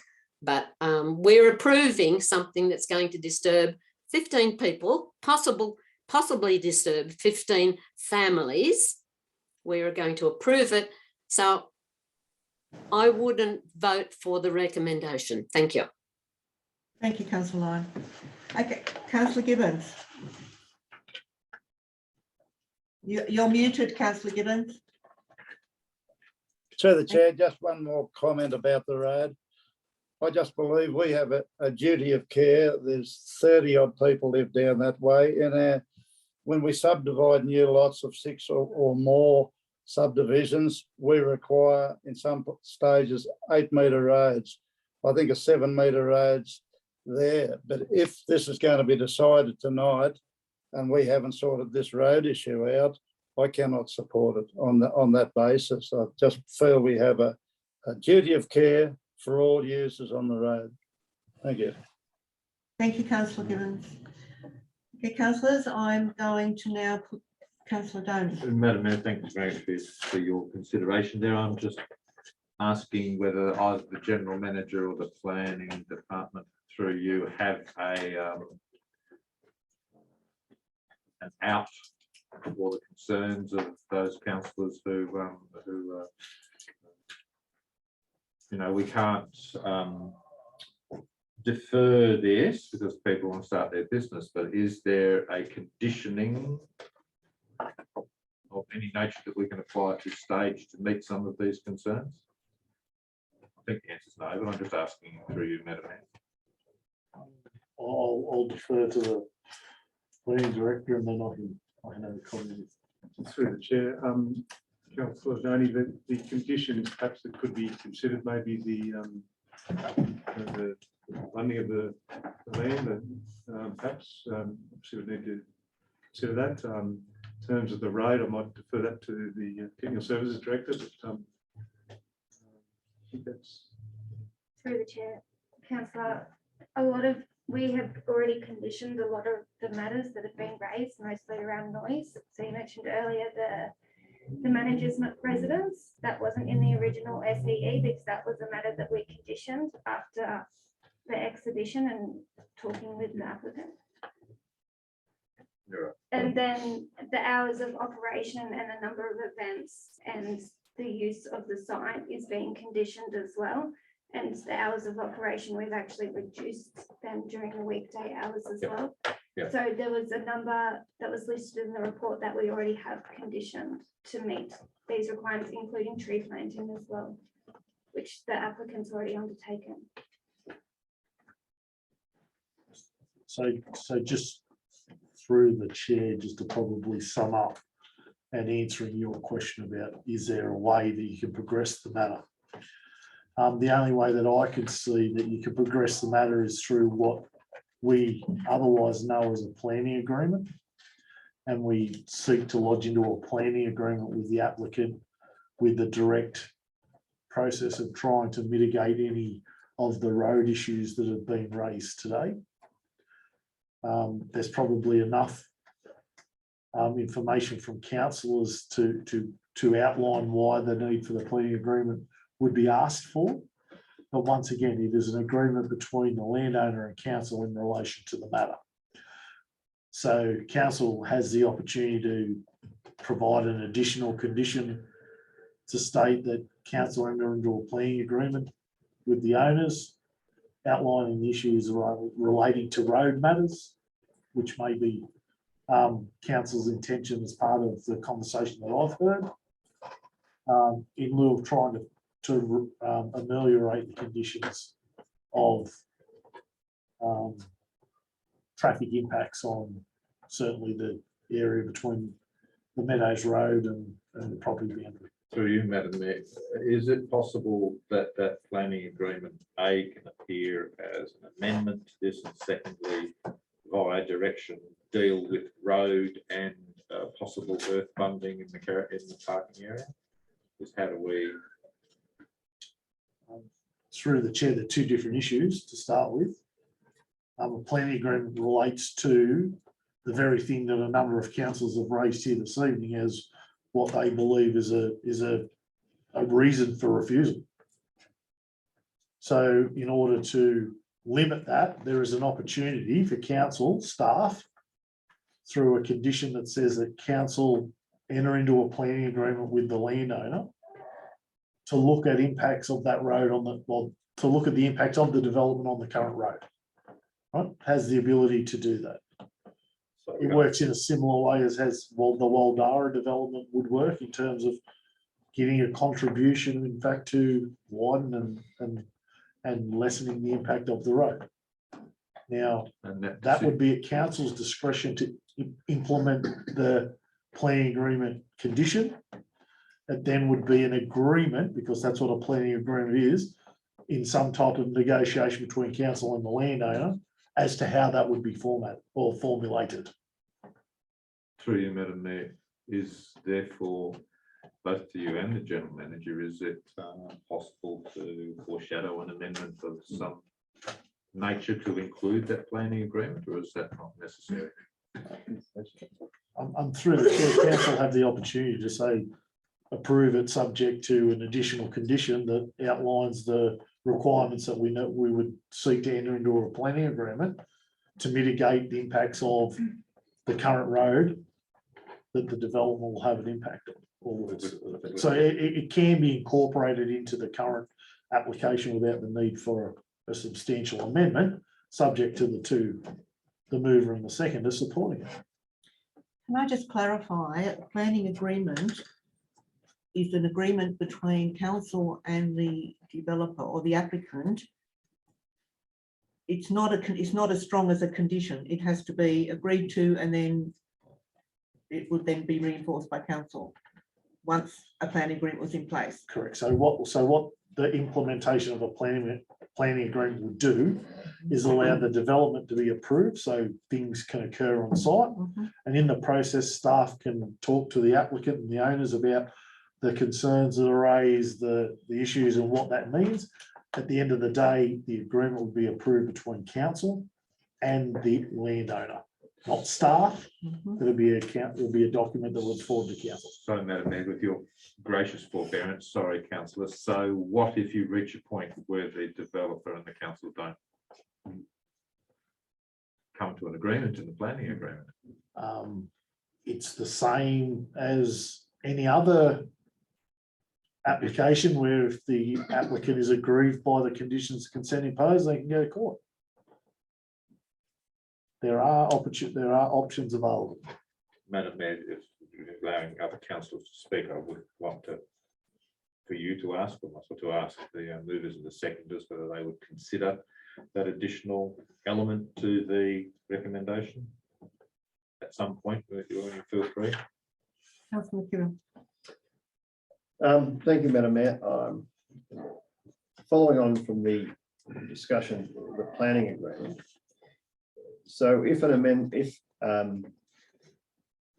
was made to the recommendation referring to a planning agreement to be entered into between council and the proponent, if the proponent doesn't agree to enter into a planning agreement and we have provided approval under this recommendation, then does that mean it goes through anyway? Number one, that's my first question. The second question is, I don't know if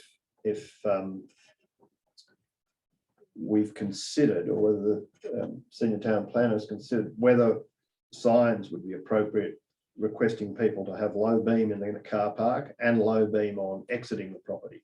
That may or may not be something that's been considered. That's believe it has been through the chair as part of the report. I think it has been. It has been. So they're putting signs up to say that. Through the chair, they also are provided for an event management plan where that could be teased out as well. So, but are they currently proposing low beam for exiting the premises and for only use of the car park? Is that, or would that be part of the event management plan? Through the chair, I think that would be part of the event management plan that they would implement as part of minimising their impact on the joint notice. If we made it a condition, then they have to be part of the part of every event management plan.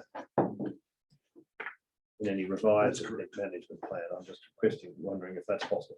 So going back to the first question, if they refuse to sign up to a planning agreement and we have given approval, then it goes through without a planning agreement, doesn't it? Through the chair, your approval is subject to the conditions that you impose on the planning agreement. So we'd have to elucidate the conditions now at this meeting, so that say the planning agreement that deals with the following issues, 1, 2, 3. So through the chair, my recommendation would be that council simply put as an additional condition that council enter into a planning agreement with the proponent in order to minimise traffic impacts that have been outlined on the current Meadows Road. Or traffic impacts. Traffic and Forgive light. me, because that does car park and road. Yeah, traffic impacts, and I suppose that includes lights. It may be one of the mitigations, may be cognizant of neighbours, like there's some signage on the road that alerts people to that. Well, It's all part I'd be of happy it. It's all part of the to process. second such an amendment if the councillor Donny wishes to propose it. It's Councillor Kellam and Councillor Capel. Oh, okay. They're the movers and the seconders. And if it's an amendment, I need an amendment. If it's an addition to the recommendation, subject to Councillor Kellam and Councillor Capel, I'm happy. I'm happy with that adjustment to the recommendation.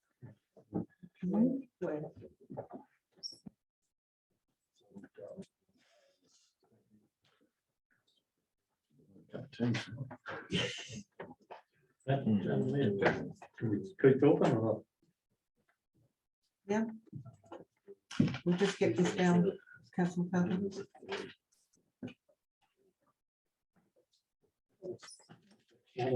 Council.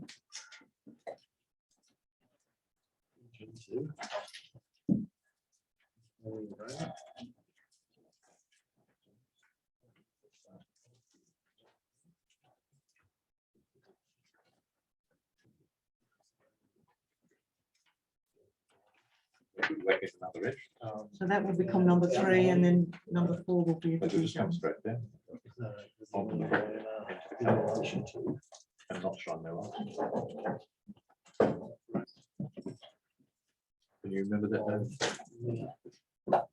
Oh, nothing better than that.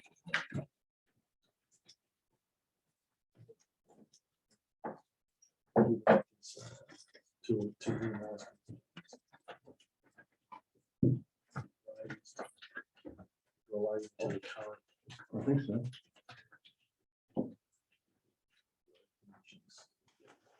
Ask a question on Could you read that out, please, Sean? Because that's not one thing. Then we go for Is the only issue. They all have to be. They all have to do that. There's no. There's no requirement. There's no requirement that says the conditions. put it up, Councillor.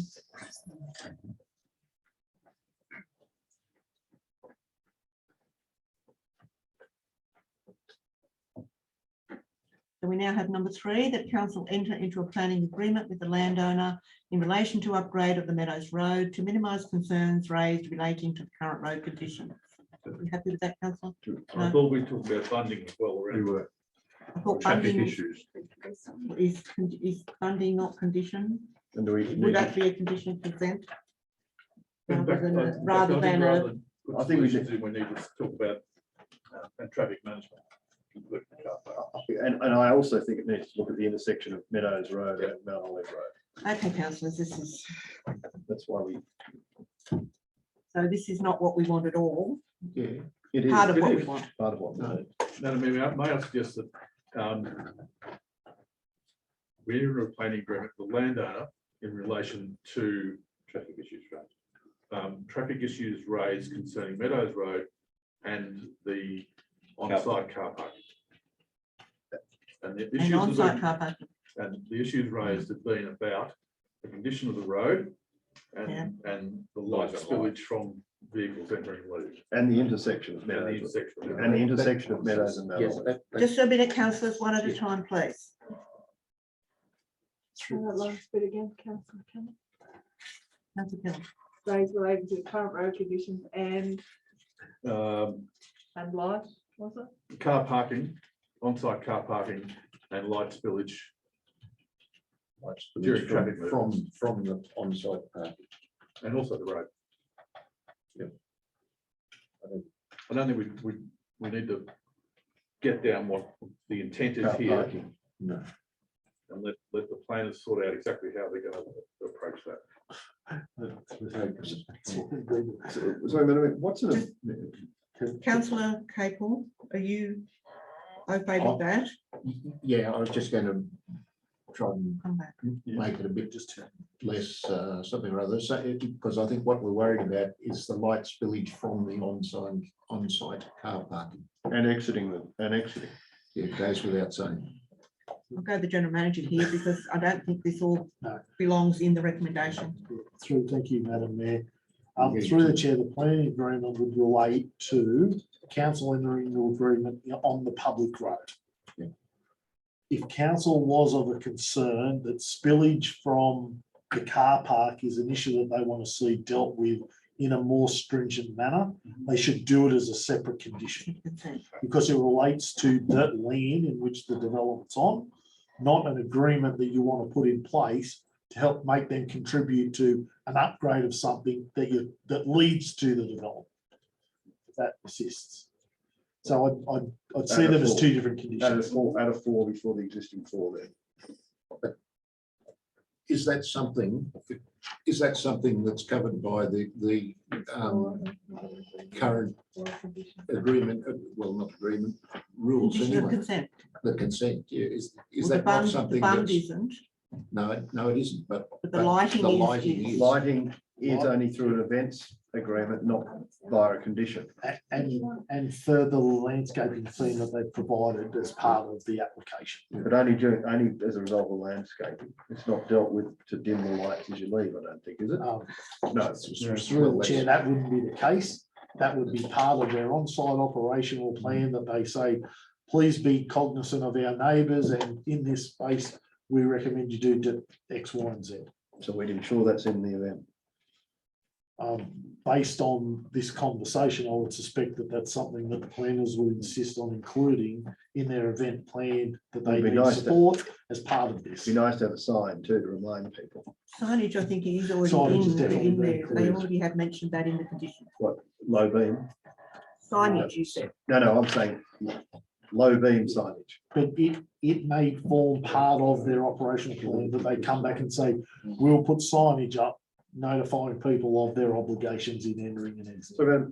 So the reference to 52 events, there's 20 events, sorry. I just want to clarify. We need to get this sorted, councillor, before we go on to something else, councillors. This is just getting too confusing. We have item 3 here that councillor Callum and councillor Capel have agreed to put in. That council enter into a planning agreement with the landowner in relation to traffic issues raised concerning the Meadows Road to minimise concerns. That doesn't flow. Traffic issues raised concerning the Meadows Road, full stop. And that should be it. That should be it. Yeah. If councillor Callum and councillor Capel agree with that. And that covers sight lines, it covers the intersection, Yep. it covers the road. Right. Okay, so you're happy with that? Yeah, I'm happy. The other stuff is about operational plans. Yeah, which should be in the conditions of consent And well, do we need to note that there so it is included in the operational plans? I don't. No, we don't. I didn't know if that needed to be said, but that's in relation to Yes, the CA. We can, through you, Madam Mayor, So we can only hope that if the residents find the light and noise measures in the plan unsatisfactory, That will come then back they to the go to complaints the, process, come back to the council and say they are not meeting this condition of consent. and that would come It's back. not working, and therefore council would then hopefully seek additional measures. So that's such very as- hard to do once you've Uh-huh. got it approved. They've got a complaint process in place that the neighbouring properties can complain to this council. Yes, I'm just wanting to ensure that when we put it into that, you know, it's enshrined rather than each event plan that low beam and bunding might be appropriate. But Yeah, too prescriptive. All right, Yeah, This I is, think this is not the place to be writing. Not in prescriptions. a resolution of council. This comes in the workings underneath this with the planning department. Councillor McCarthy. One thing what we're trying to sort there, the applicant is listening, so surely goodness he gets the message, but what happened with one of these events that's on the Jurumar Road, Mr. Fry highlighted the other night, 95% of the people aren't locals. In other words, they come there, they don't give a rat's ass, and that's why we need. Councillor, please keep your language No, that's a cognizant defining of this, word. what this It's meeting is adjective. about, No, please. adjective. I don't think. In other words, they come there and it might be the only time they come there, but we've got to try and protect the local people the best we can. We're on the right track, I think, from what's been changed tonight. I don't think we work on the basis that everyone that comes to there is like that. I think we assume that they're responsible people. Thank you, councillors. Is there any further comment on the resolution as its recommendation as it stands? I can't, councillor Lyon, councillor Gibbons. Then I'm going to put the resolution in 4 parts, all in favour. So that's councillor Gibbons, councillor Kellum, councillor Donny, councillor McKechnie, councillor Capel, councillor McCarthy, councillor McKibben. So councillor Lyon, are you against? Councillor Lyon against? No, she's singing. very indignant. Okay, Sorry. then Thank you. Just go back over that again. Was it an amendment and was it put up so that I could read it? Sorry, I can't hear you. it's not an amendment, councillor. There was an extra addition to the recommendation, point 3. So it's now in 4 parts. So And the fourth part was, just read it out to me, please. Councillor, Sorry. it's part 3, councillor. Councillor approved. Part 2, sorry. Part 2, councillors, that council enter into a planning agreement with the landowner in relation to traffic issues raised concerning the Meadows Road. Is this on your screen? Oh, okay. Are you No, happy it's not on my screen. Okay. Did you hear what I said though? Yes, I did. Are you voting in favour of that? Yes. Carried unanimously. Thank you. Thank you, councillor Lyon. There's no reason to start a new road because Thank you, councillors. Item 1306. Page 71. There's a recommendation that footpath lighting project CLC to Oberon Public School. There's a recommendation that council place the footpath lighting from Christian Life Centre to Oberon Public School project on the grants matrix for further grant funding opportunities. Can I have a mover, please? Councillor McKibben, and a seconder, please. Councillor Kellogg, thank you. Councillor McKibben, do you wish to speak to this? Oh, look, thank you, Madam Mayor. I think it's great that the Youth Council has been involved with this and they've proposed this. Obviously, something that's needed. We've obviously heard it spoken about tonight, so I would fully move to this recommendation be accepted by council. I would like later or at some other time, maybe some more discussion involving the 3 options below. But once we've made this recommendation, we can look at those outside this meeting to understand it better. Thank you, Madam Mayor. I support the recommendation. I think that solar lighting along there has great potential and agree with we should seek opportunities for grant funding to install it. Thank you, councillor. Any other comments on this one, councillor? the recommendation? Yeah, I just think we need a Councillor Carr. tighter budget, the 80 to 110. Because we need to get some idea of price so that when we come up, we might be dealing with, say, 400,000 and all of a sudden someone loses out because of the 30,000. If it's only going to cost 80, if it's going to cost 110, then we know that it's going to cost 110. There's no rush. That was part of my suggestion in having a look at those areas later, noting we don't have to decide that now. So through the chair, having it on your grants matrix gives you that opportunity to satisfy yourself about that matter. But in the meantime, we can follow the pricing up, couldn't we? Any other comments, councillors? Putting the recommendation, all in favour? Carried unanimously, thank you. Page 72, councillors, item 1307, draft O'Connell Recreation Ground Master Plan. The recommendation is in two parts. The council place the draft O'Connell Recreational Ground Master Plan on public exhibition for a minimum period of 28 days. That upon completion of the exhibition period, a further report be provided to council outlining submissions received. Can I have a mover, please? Madam Mayor, Councillor before you Gibbons, move, can I suggest another condition? what, you want to add something to the recommendation? I do, Madam Mayor. Yeah, The council organise a community meeting at O'Connell to facilitate the feedback. would that be done automatically? I'd say that. Through the chair, so you want another meeting after an exhibition period to discuss the outcomes of the exhibition? During the I exhibition. draw your attention to the fact that the community has already expended several $1,000s of its own money to develop a master plan, which is a key development in their area. It's had a very high level of interest. I'm not saying it for any other reason that I think it would be appropriate community relations to take this down and have another community meeting to discuss it, given the community buy-in and commitment to it at this point. Through the chair, during the public exhibition period or post it? No, during. Or during the As public, part of that As would be part our of processes, because Yeah. our community engagement strategy would dictate that that's what we would do. So we would propose during this exhibition period to do exactly that. I didn't see it, but if you're saying you're going to do it, I'm happy.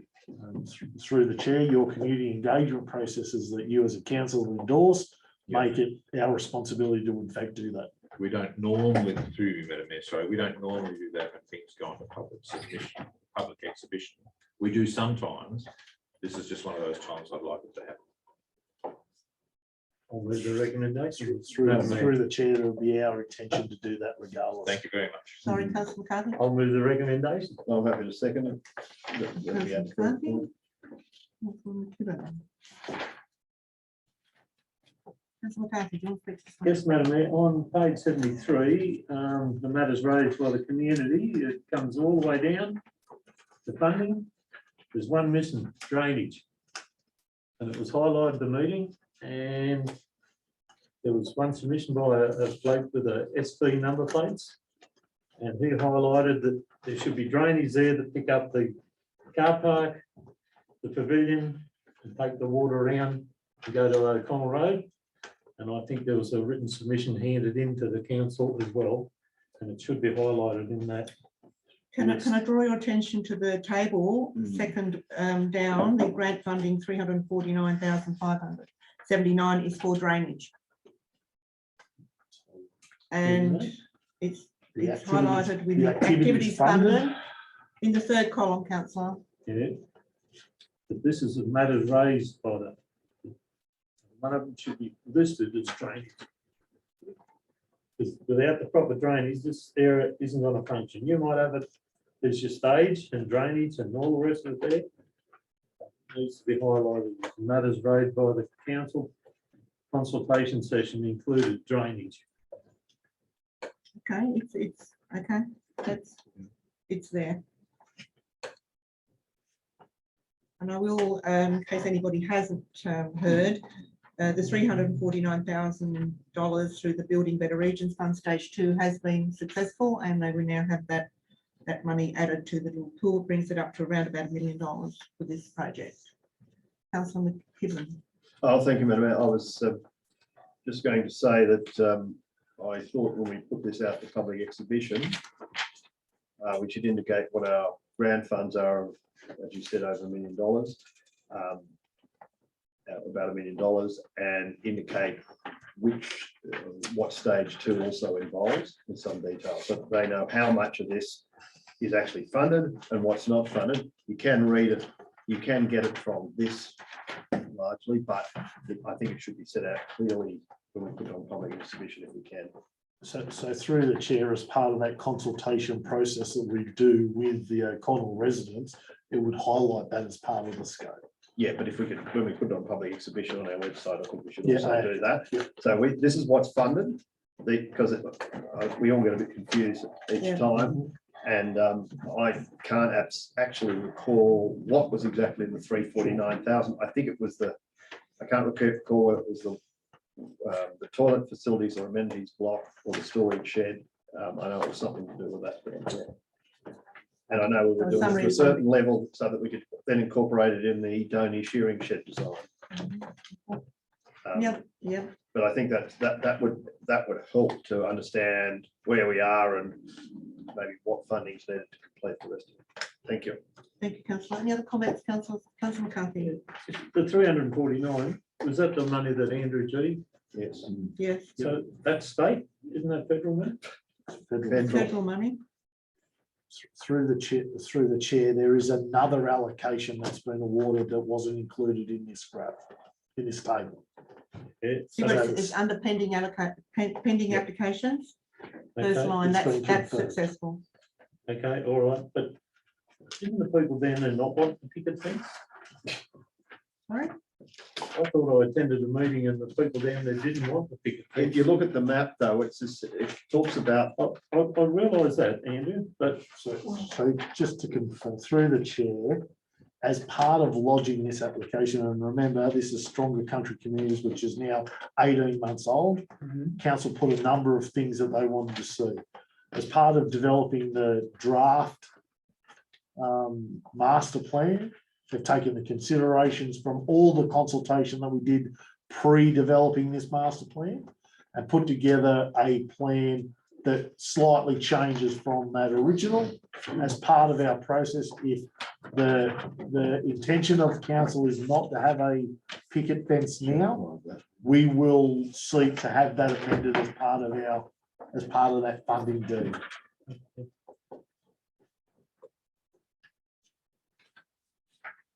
Sorry, Madam Mayor. Councillor McCarthy, you finished? yes, thank you. I was just going to.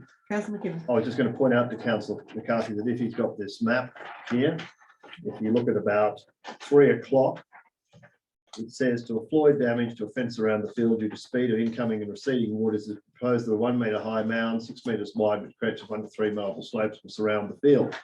If required, a simple netting fence with rustic posts can be constructed with the mound at its base to stop cricket balls at a later date. Thank you. I was just trying to clarify the situation. Thank you. Councillor Gibbons. Yeah, through the chair, very happy with it all. It's exciting times down there. Just with the oval, they've got north on here and it's facing the wrong way a bit with the cricket pitch. All cricket pitches should run north-south. I mean, if Donny's bowling from the west into the sun, I can't see the ball. Just on all the diagrams, it just shows the cricket pitch, but I just want to point out that it's sort of running a bit the wrong way. The Beaconsfield Road's about north. That's just something that's incidental, but needs to be picked up somewhere along the line. Looks to me like it does run north. Yeah, take me, Madam Mayor. Yeah, I think it does run north. You look at the last map. Just look at the, if you look at the O'Connell Road, that's running parallel with the O'Connell Road, the ones I've seen. The O'Connell Road's down the bottom. And north is sort of over the O'Connell Road direction. And the cricket pitch is running more west than north. Okay. And I think they've got the north arrow wrong. I was down there the other day looking. And that might determine how the field sort of fits to the cricket ground by the look of it. It's not a round oval, it's more of a oval shape. So they could just check that out. Otherwise, great concept and exciting times. Thank you. Councillor, any more comments, councillors? The Technical Services Director has a comment, Madam Mayor. Chris, Technical Service, have a comment? I'm sorry, I didn't see your hand. You're right. Yep, thanks, Madam Mayor. I just wanted to clarify, yes, that is conceptual at the minute. It may be just out of whack in terms of the cricket pitch. That certainly is, again, as to say, conceptual, could be adjusted to suit north-south, taking that into account. And just to clarify, Councillor McCarthy asked a question about drainage there earlier. The initial funding did only allow for drainage from the construction of the new sporting field. Of course, at that time, we didn't have an overall master plan about other amenity and how that would connect. So there may be additional funding be allocated or have to be allocated at a later date to take it into connectivity of other assets that are constructed. Just for clarification. Through Richard, I'll just confirm that the additional funding sources will allow for that to occur. It's not additional funding that we need. We have the funding. We don't want to put too small a pipe under the oval and then have to dig it up to put a bigger one to take account of all the amenities. I think that's what's. Thank you to the Director. I'm now going to put this recommendation in two parts. All in favour? Carried, thank you. 77, page 77, item 1308, Infrastructure Contributions Bill. There's a recommendation in two parts that Council receive and note the report item 1308 and that Council support the new local government New South Wales campaign to modify the Infrastructure Contributions Bill. Do I have a mover? Councillor Kellum. A seconder? Councillor Gibbons. Sorry, Councillor Kellum. Councillor Kellum. Thank you very much, Madam Mayor. When I attended the webinar with the planning director, it became apparent very quickly that there are several serious flaws with the process that the state government is recommending. The first flaw is that the tenant we've worked under for many decades is that the developer pays a contribution because the developer is the entity that gets the most benefit out of any particular impost placed on the community, and they should pay for that. And the ratepayers will then pay for the maintenance of the infrastructure that's required. The system the state government is proposing actually twists that around a bit.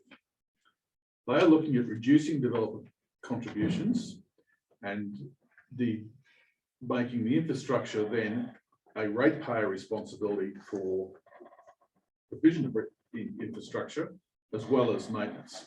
So effectively, the developers now get a much cheaper run, and the ratepayers get to pay more for infrastructure to support developments.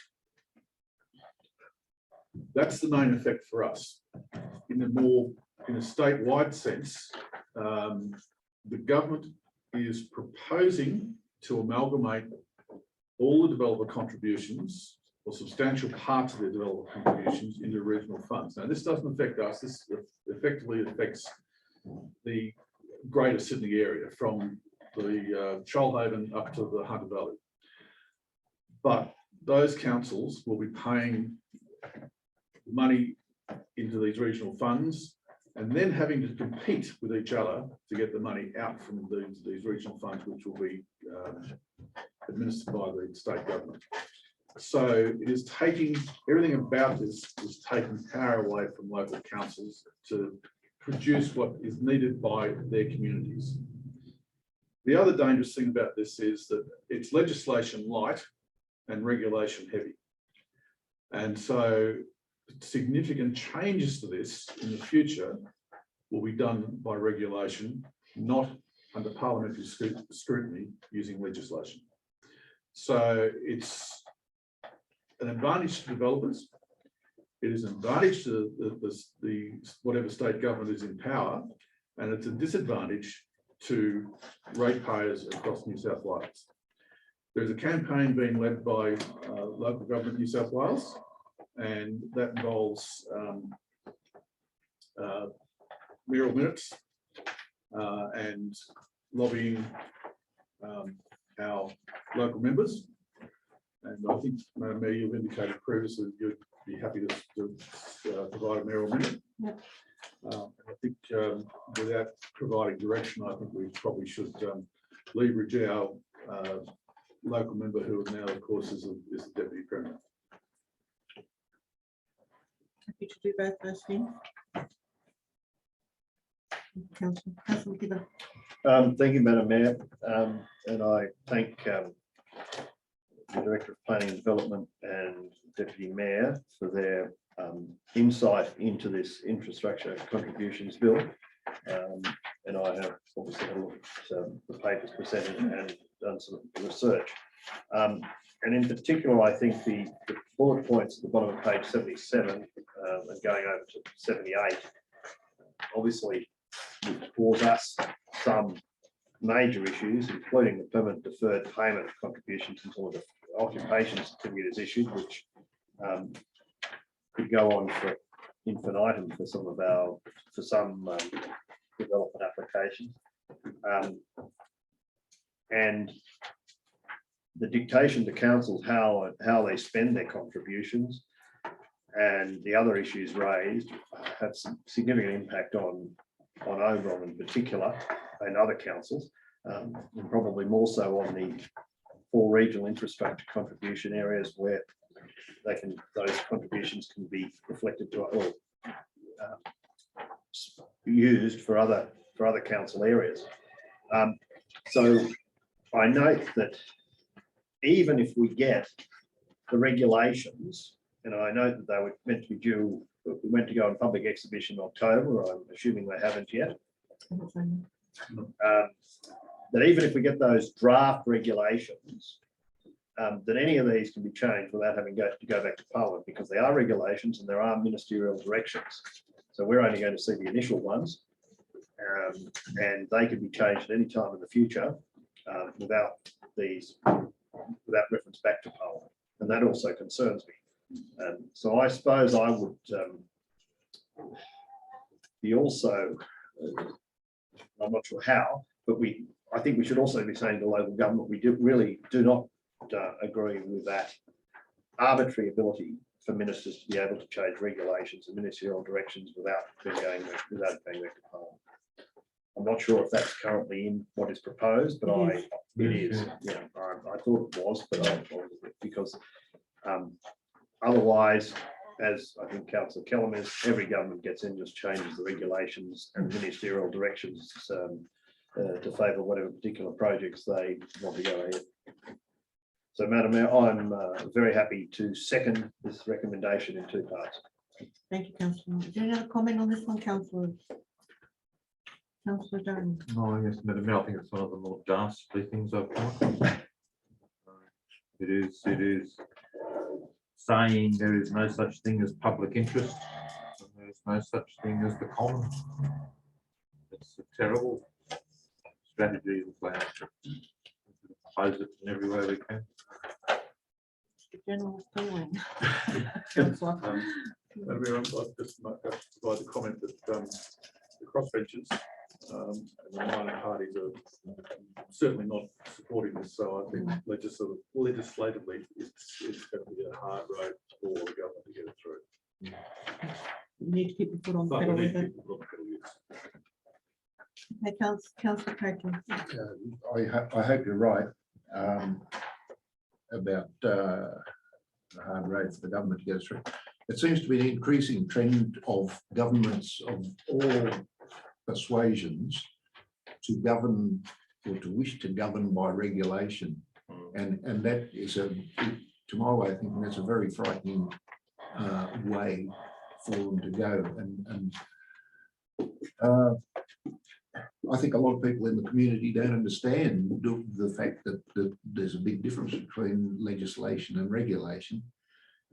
So it just goes by, and governments seem to be able to get away with it. and I've said, I think I've said this here before, I can see looking into the future that this is just a backdoor way of trying to achieve what they missed out on 4 or 5 years ago. It's a way to, I mean, councils again have to put their rates up significantly. I've heard some startling figures about the forecast for rate rises. Communities are going to blame councils for that. We know what will happen when the next time it comes around. It's just a backdoor way of forcing amalgamations. Just because they withdrew the suggestion before doesn't mean that they've forgotten about it. That's what they want, and they'll keep going until they achieve it. I think history's shown us that. Okay, councillors, I'm going to, if there's no further comment on screen, I'm going to put the recommendation. All in favour? Very unanimously. Thank you. Page 80, councillors, item 1309, change of date, December 2021 ordinary meeting. There's a recommendation there that the December ordinary council meeting be held on Thursday, the 30th of December 2021, commencing at 10 a.m. Can I have a mover, please? Councillor Kellam and Councillor McKechnie, thank you. Councillor Kellam, do you wish to speak to this one? Yes, Madam Mayor, the change in the date of the election and the advertised dates for the closure of postal ballots means that we're not going to have the ballots, the poll declared until very late before Christmas, like probably the 23rd, perhaps. And so to reduce impost on new councillors who may be going for Christmas in other places, I think that the only answer we can really have is a meeting between Christmas and New Year, and that meeting will only be effectively for swearing in of councillors and election of mayor and deputy mayor, and I assume the committees, and then we will adjourn. But I think prospective councillors should be aware that that will be the date, the first meeting they will attend, and there'll also be lots of homework to do through January for the induction processes. Councillor McKechnie, do you speak? Yes, Madam Mayor, I think Councillor Kellam's covered it fairly well. It would be difficult to have a meeting if the results not declared. So, yeah, no issues with seconding the recommendation. Thank you. Any other comments, Councillor McKechnie? Yes, Madam Mayor. As I was intending to be away over that period and it's pre-booked.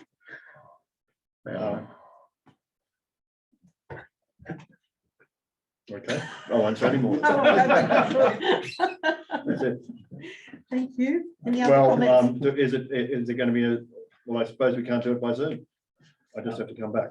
Through the chair, the rationale behind 30th of December also incorporates the provisions around the Local Government Act that allow meetings to be Zoomed up until the end of December.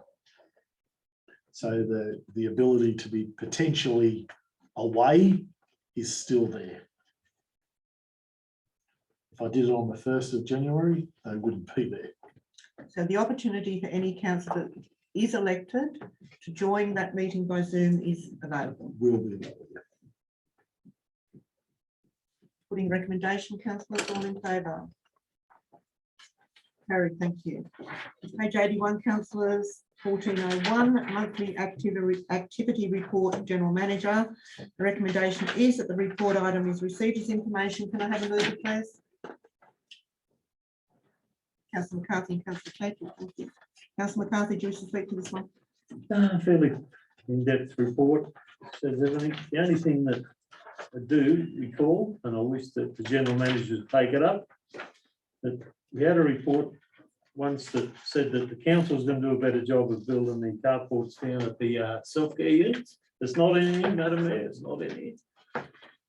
That the general manager take over the responsibility. That would be in planning. I realise that, but it was a report from the general manager originally that we took 110,000 from work off the builder, and we were going to do it. We were going to do it better. It's still not done. It's done look to be done till next year. So I'm asking the general manager to take charge of what he said he was going to do and get it done, please. Through the chair, just by way of clarification, the reason why council took over that component was because instead of spending 110,000, we got a quote for 40. And we're looking to develop those carports for 40 rather than 110. I thought that was reasonably good governance from our perspective. That's not quite right, because in that 110, there was the hot mix, and there was the extra concrete from where the carport sits. So yeah, anyway. Councillor Capel, And comprehensive report, Madam Mayor, nothing to add. any other comments, councillors, on this one? Councillor Gibbons? Just a quick one, Madam Mayor, page 82 at the top. I'm just wondering when that the risk policy comes off public exhibition at the end of this month. Through the chair of the reported to November. Oh, Councillor McKechnie. Thank you, Madam Mayor. Just a comment on the WHS section. Very good to see that we've gone from February through down to September without a lost time injury, and also from February through to now without a medical treatment injury. And given the amount of work that our staff have been undertaking and the amount of hours they're doing, that's an excellent result. So the toolbox meetings and the near miss reporting and thing as it's reporting is obviously paying dividends, and the training that's gone into the WHS is showing how worthwhile benefits from it and how worthwhile it was. So they should be commended on the results there.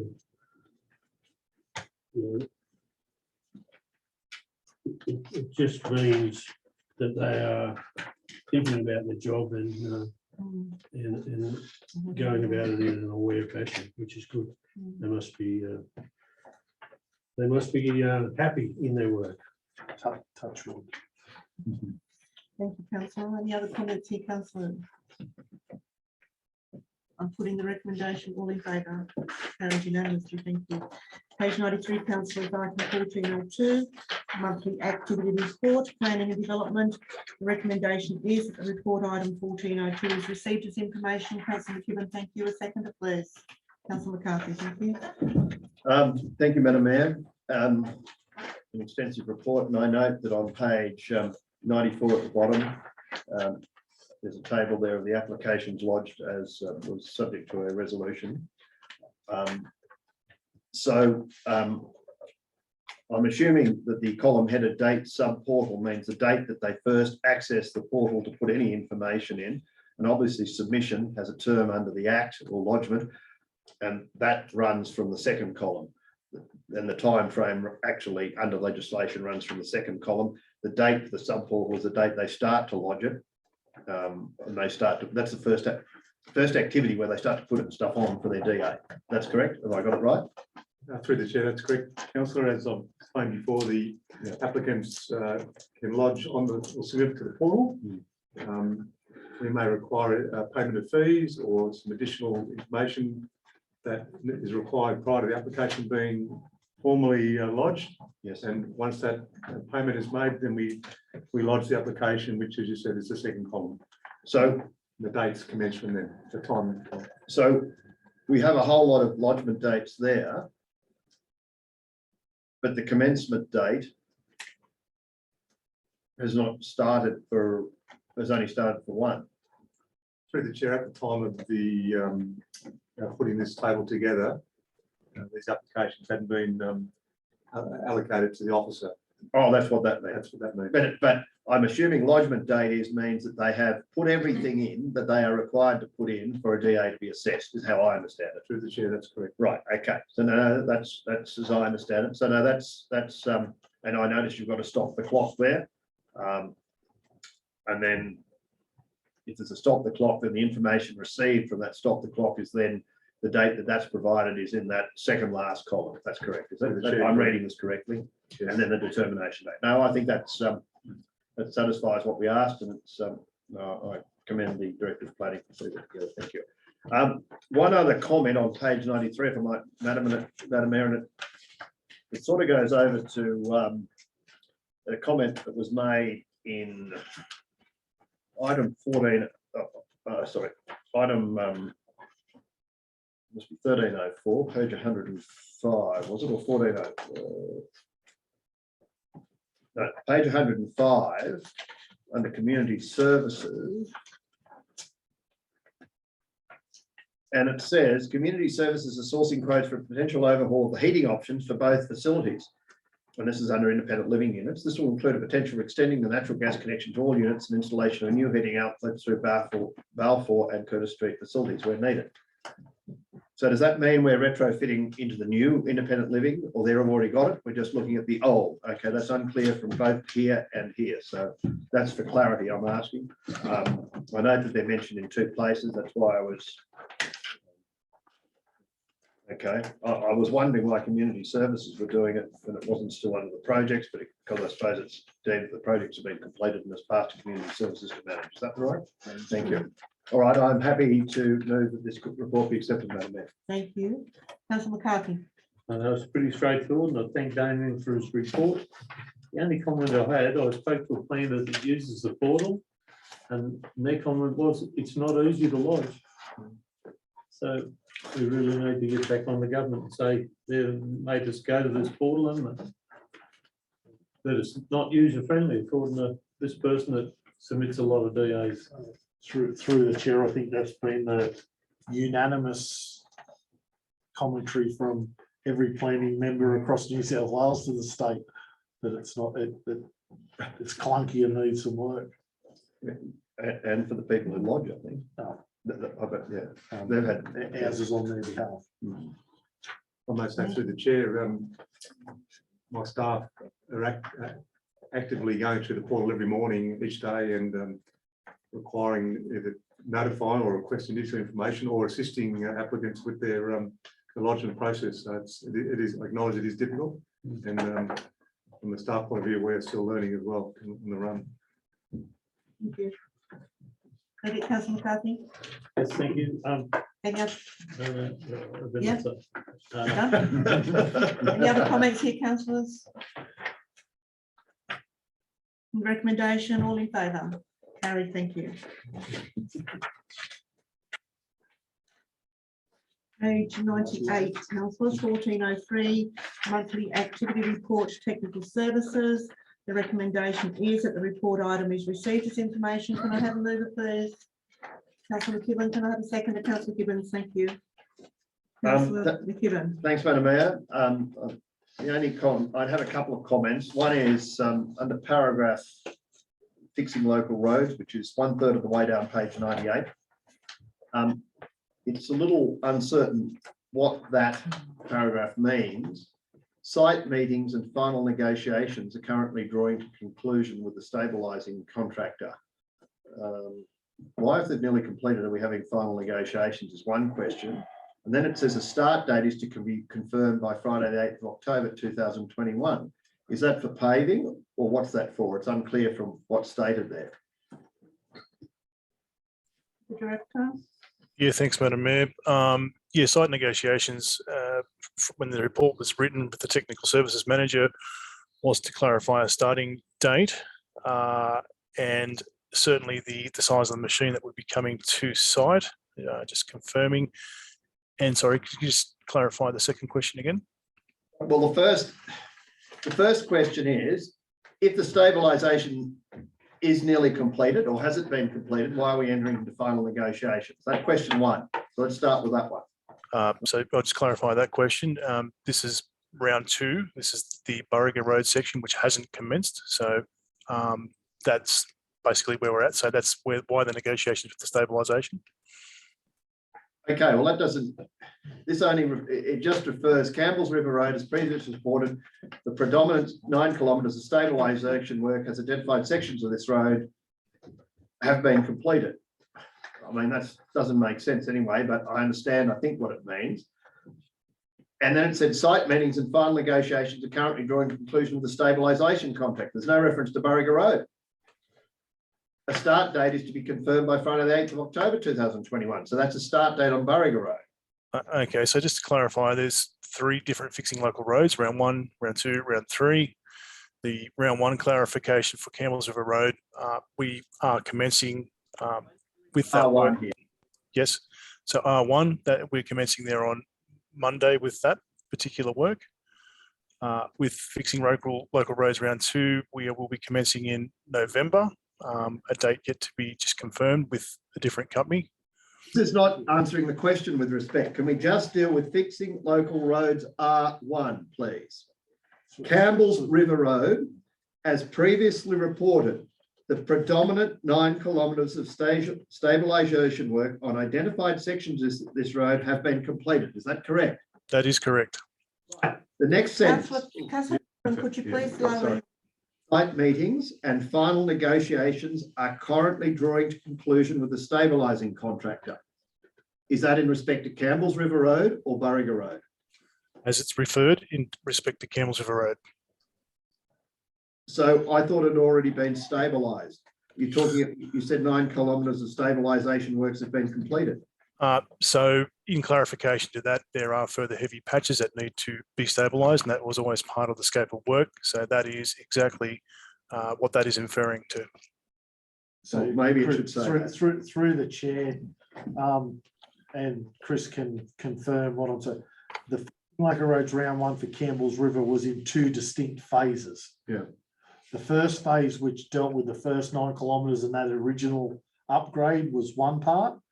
And the second part, which is the residual of the $4.8 million, will be concluded as part of this calendar year. That is correct, is it not, Chris? Yeah, through the chair, that is correct. There's 2 distinct phases in round 1. I understand that.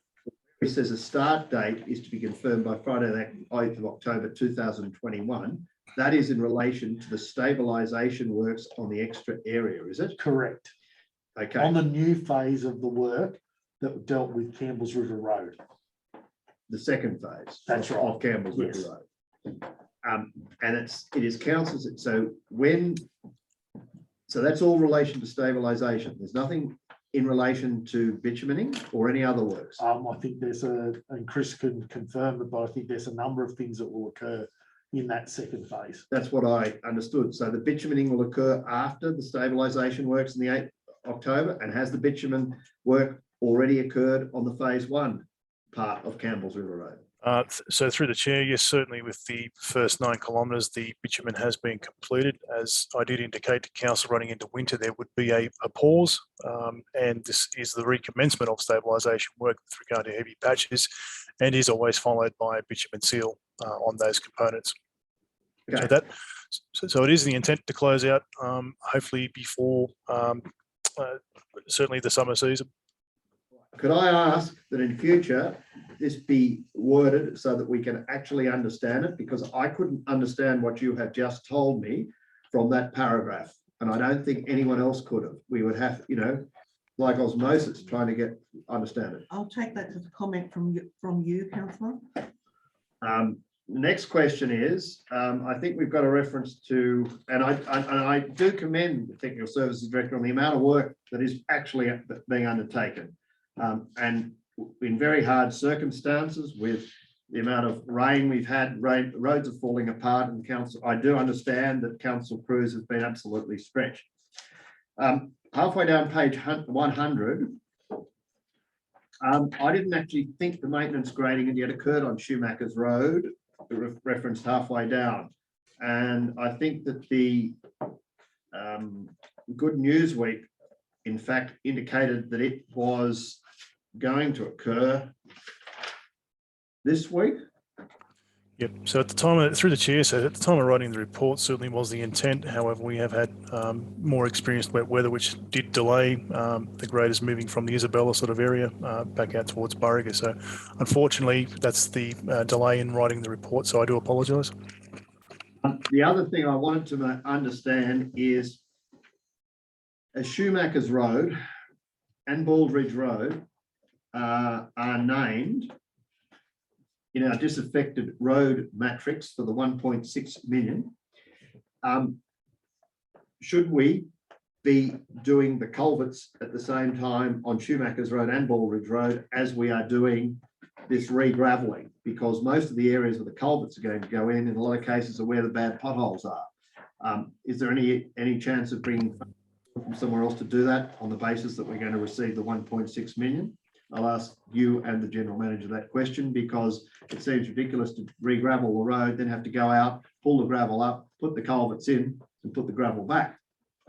Through the chair, I can answer that. There are a delay, obviously, in getting certain culvert sizes at the present time. We have experience up with Noonan's Hill Road. We will be taking delivery of that very shortly. However, I don't see that as a big impost or a big problem in actually putting those culverts in at a later date. We are in a position, obviously, with those two roads at the minute where they are in a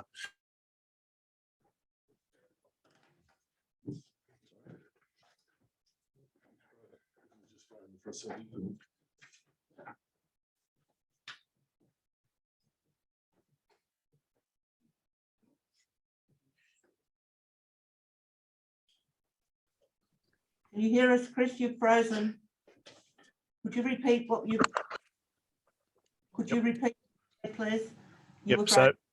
So January 1 is when that money is available. At this stage, with the delays in getting materials like culverts, it wouldn't be possible to bring those two particular projects together. So it wouldn't be an issue to put those culverts in at a later date. It's really just bringing them up to level and fixing the approaches to those particular causeways that are currently there.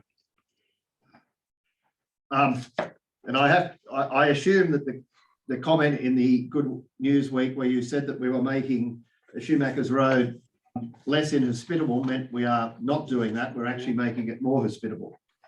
Yeah, look, that's a typo. I apologise again for that, Councillor Gibbons. So yes, you are correct. I certainly hope so, and I do commend all the work that's being done. Thank you, Madam Mayor. I'm very happy to recommend this report. Thank you. Councillor Gibbons.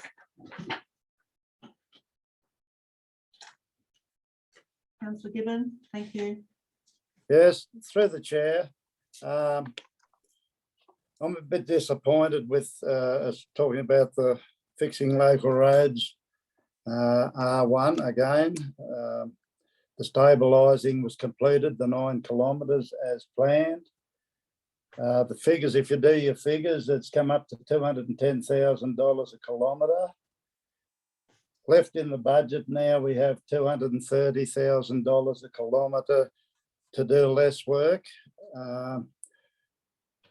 I just was led to believe there wouldn't be any stabilising required because that was done, and it's wore through the winter very well with a raw road with heavy traffic on it, and probably the wettest winter since 1975. I just think it would have been an opportunity to let local contractors finish that road off. The design was right, the widening, the gravelling, everything's done.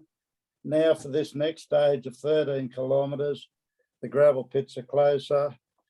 All the litter and all the batters and all the table drains were cleaned by the councillors for the whole road. So you don't have that expense.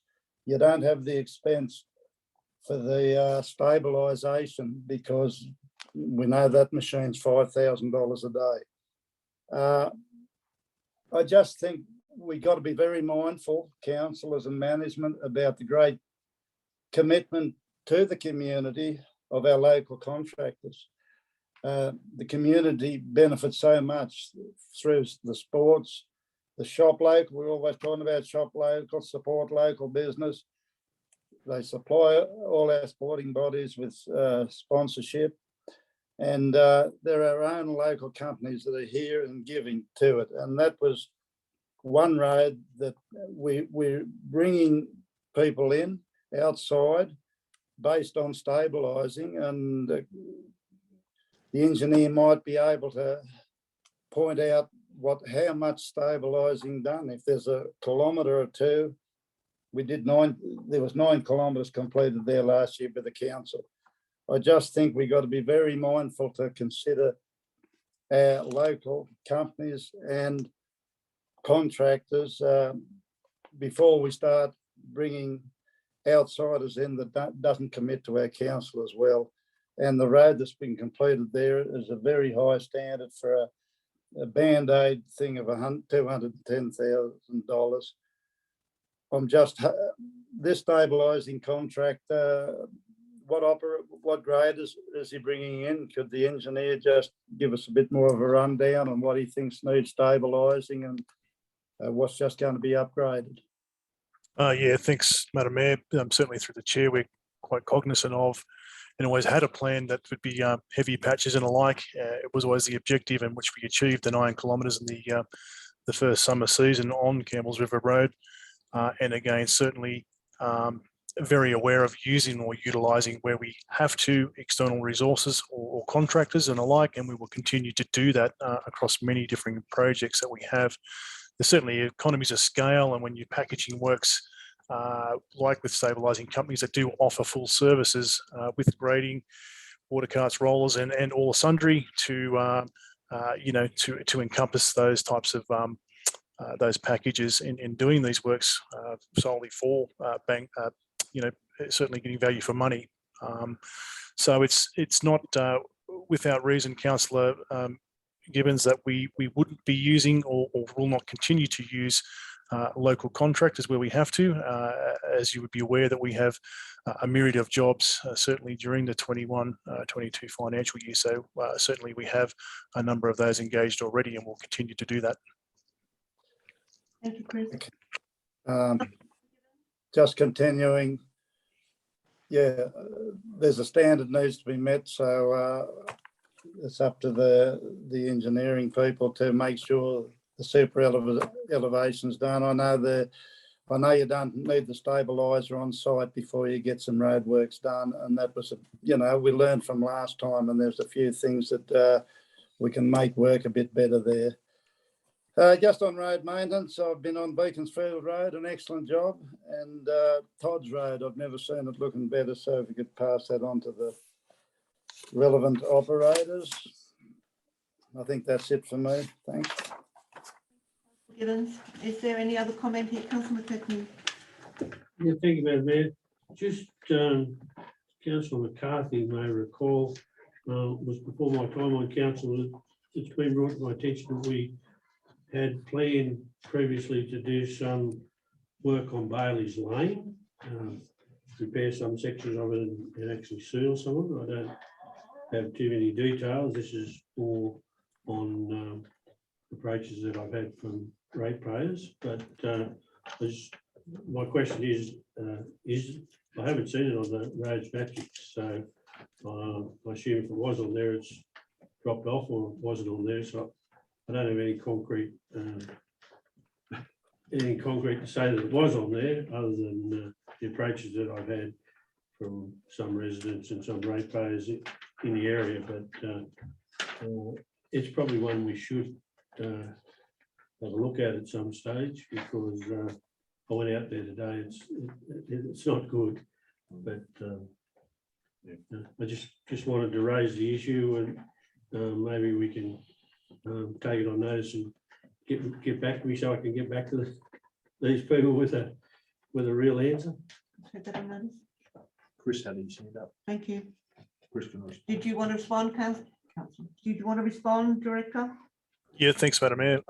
Certainly, Bailey's Lane did receive a significant amount of money through one of the grants or loans that council took some time ago. Council may recall taking about $3.4 million worth for unsealed roads. And I can say that Bailey's Lane did get a fair bit of widening and gravelling at that time to certainly improve Bailey's Lane. However, yes, you're right, it's not on the matrix of any high pecking in order for bitumen seal. And again, it's not in any of the future budgets coming up for delivery plans or intended to put bitumen seal on there at this stage. So hopefully that does answer in terms of some work that was committed by council that has been undertaken on Bailey's Lane of the last 3 years. Thank you. Any other, Councillor McCarthy? Madam Mayor, I thought I recalled that we've done 300 metres in Bailey's Lane in that shadow area that was constantly within shadow of the pine trees, and I thought it'd come out of section 94. I could be wrong, but that's what I thought the 300 metres was passed in the arc from where it comes off the Duckmalloy Road and along there. I took the 300 metres, and like I said, I thought we'd come off the out of section 94. Take that on notice. But anyway, it doesn't seem to there. It still needs a lot of work for the amount of people that are down there. And if I may, the Tablelands Way, we've already done, and the report says what we're doing. When do we start on the first kilometre from Albion Street to where we already completed the 1 kilometre? Through the chair, certainly working toward that now with pipe culverts. They're going to be coming on board here next week, certainly starting that with that installation. So it should be shortly thereafter, Councillor McCarthy, to do that. That's in front of Borg, is it? In front of Borgs, well, look, certainly we need to start, yes, from the town.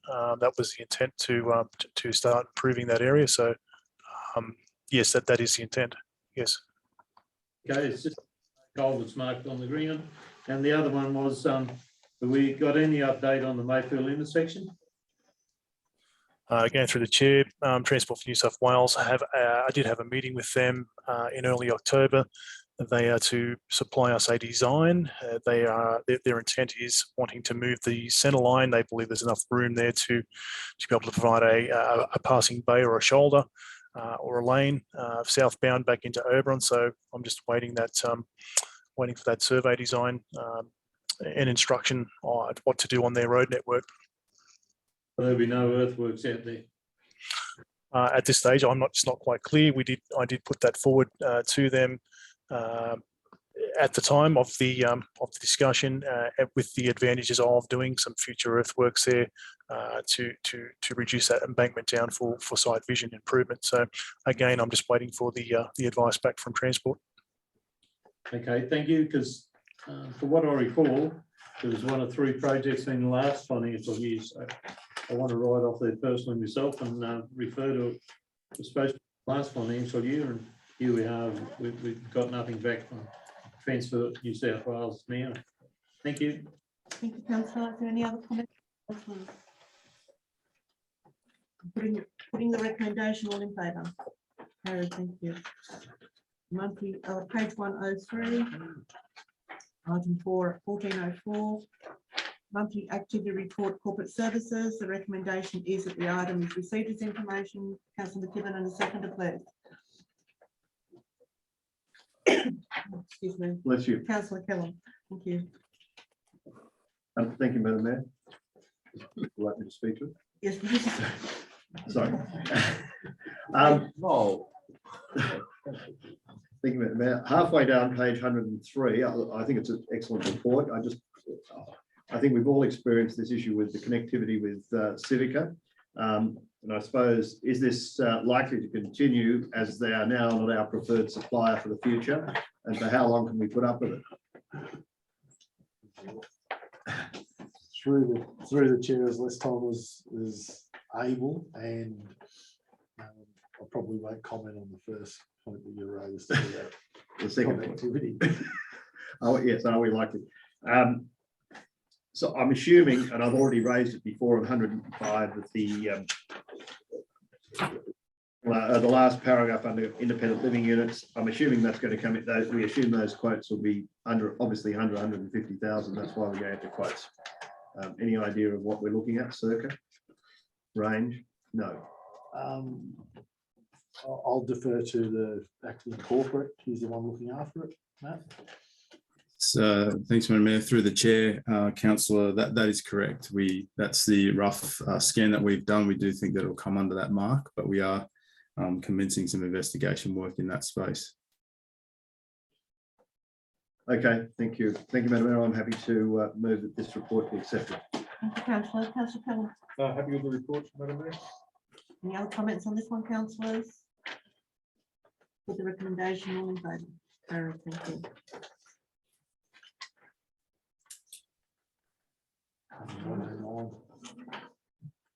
Page 109, councillors 1405, statement of investments. The recommendation is that council receive the report as information and move, please. Councillor Capel and the seconder, please. Councillor Keller, thank you. Councillor Capel, this report. Only to say that I'm focusing on that 1.9, we're doing pretty well there. Yeah. Thank you, councillor. Councillor Keller. Nothing further, Madam Mayor. Any other comments, councillors? Is that actually correct, madam? 1.9% in the table at the top of page 111. It's so out of line with all our other interest rates. I'm assuming it doesn't seem correct to me. It's a 2-year, well, it's still not in line. No, it's not in line. Happy to go to the director for a comment. Bank Acting of Director, Queensland. sorry. Yes. Top of page 111, the last Yeah, interest got rate. that. quote. Thank you, councillor. Through the chair, thanks, Madam Mayor. I'll take that one on notice and clarify and come back on that one. Thank you, councillor. Thank you, acting director. Yes, councillors. The recommendation, all in favour, carried. Thank you. Page 112, item 1406, grants monthly update. The recommendation is that the report is received as information. Councillor McKibben, and seconded, please. Councillor Capel, thank you. Councillor McKibben, do you wish to speak to this one? Thank you, Madam Mayor.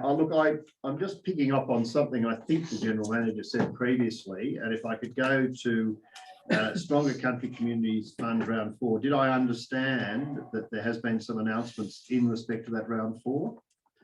You seem to indicate that maybe the 250,000 additional had been except the O'Connell Rec Ground, or did I not take that correctly when we had that item up? Through the chair, the Building Better Regions Round 5, which was pending. The 349,000, I know that's it, been added. but then I thought you mentioned an additional amount. No, Okay, no, so we the haven't. additional amount was the 349. Okay, sorry, It wasn't included in the original. I realised that, but then I thought you mentioned a figure of 250, and I thought, oh, does that mean we've got the other one, which is that one? But no, okay, so they're still pending. And through the chair, that was your priorities. Yes, I you put realise that. together. I realise that, but it was just a comment you made. I misinterpreted it, obviously. All right, so I'm happy, very happy with that report. It's a pity we couldn't get a bit higher in-kind contribution for our Arkston Road rather than 7,410 from forestry. Seems quite meagre compared to the overall grant amount. But that's purely a comment, Madam Mayor. I'm happy to move that this report be accepted. Thank you, councillor. Councillor Capel. No, nothing further. Thank you, Madam Mayor. Any other comments on this one, councillor? For the recommendation, all in favour, carried. Thank you. Page 114, councillors, item 1407, water and sewer plant report. The recommendation is that the item is received as information. Could I have someone to move that, please? Councillor Gibbons and Councillor Capel, thank you. Councillor Gibbons, do you wish to speak to the report? Could you unmute, please, Councillor Gibbons? Thank you. Nothing to report, just the dam's filling nicely. Thank you. 91.3 today. Why isn't it full? Will be. Capel, nothing. Any other comments, councillors? For the recommendation, all in favour? Carried, thank you. Page 116, councillors, item 1408, monthly update, status of council resolutions. The recommendation is that report is received as information. A mover, please, Councillor McKibben, and a seconder. Councillor Capel, thank you. Councillor McKibben, do you wish to speak to this one? Thank you, Madam Mayor. Detailed report. If I could just, and I did put this through the General Manager, but I didn't have time to check my emails before I left. When would the through life support costing be provided? Is that going to be at the November meeting? How do you bring it back to November, councillor? So that'll come with the detailed With the- report. For the yes, yes. And the quantities available will be at that meeting to provide us with an estimate of what we should expect it's going to cost. That's true. You need that before you can do those things. Yes. Are we able to that? Yeah. Okay. So does the issue of the gas then fall within, on page 119, within the terms of reference of this independent living units committee? Or is that going to be handled by community services directly? Yeah, so through the chair, it was an add-on that's been raised certainly in the Curtis Street units because the gas from the new development runs straight past the units. Right. And through the acting community services director, it was formulated that, well, if it's in that one, we should at least investigate doing it throughout the whole of the units. So we're not going to have the same problem as we had with the gas contractor last time. Let's hope not, Councillor Gibbons. With a demarcation as to whose responsibility is to tap into the gas line. Through the chair, I think it's a little bit different. We know whose responsibility it will be this time. And we'll make it abundantly clear in any contract. Thank you. Madam Mayor, I think that's all I have. Thank you very much. Thank you, All Councillor. other questions Councillor Craig. raised have been answered in other matters. Thank you. And I'm Councillor happy to Craig. move this report. Nothing really, Madam Mayor, except to say that from time to time, I have a look at other councils' business papers, and I have to say that I've not seen anything like that anywhere. And I think it's a really useful feature that we have here. And yeah, I commend those involved for providing. Thank you, Councillor. Councillor Lyon. Eva, can you hear me? Councillor, we can hear you. Thank you. I'm just to 20th of July ordinary meeting about road naming, and it's more a question that we've got a new telephone book and there's a map in the back, and it actually doesn't include a lot of the new roads that we have approved in the last 4 or 5 years. Now, this may be a question that needs to go to the CMA, Central Mapping Authority. Can we be issued with a new map with all of our new subdivision road names on it? I know this one we're talking about, it's just a new subdivision, but we've had other subdivisions and they're not on the map. And I know it's not council's responsibility to, how can I say, have much to do with the publication of the new phone book, but if they're using an old map and you've got people coming to town and get the telephone book, the map's useless because it hasn't got everything on it. I think we can bring that to the relevant organisations notice, Councillor. Thank you. Thank you. Comments on this one, Councillor? Recommendations, all in favour? Carried, thank you.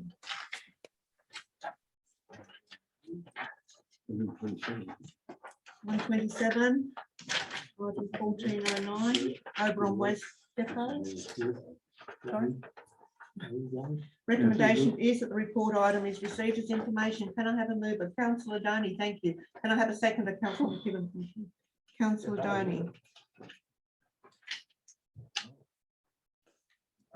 Just what was in the one we just looked at, this earlier request for this machine, the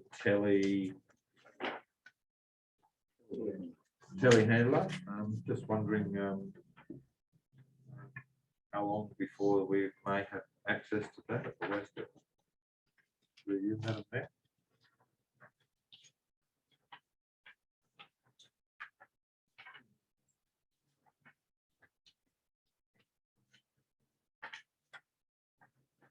Thank you through the chair, Councillor Donny. We got some costings here on page 131, which go to 132. So there was costing provided from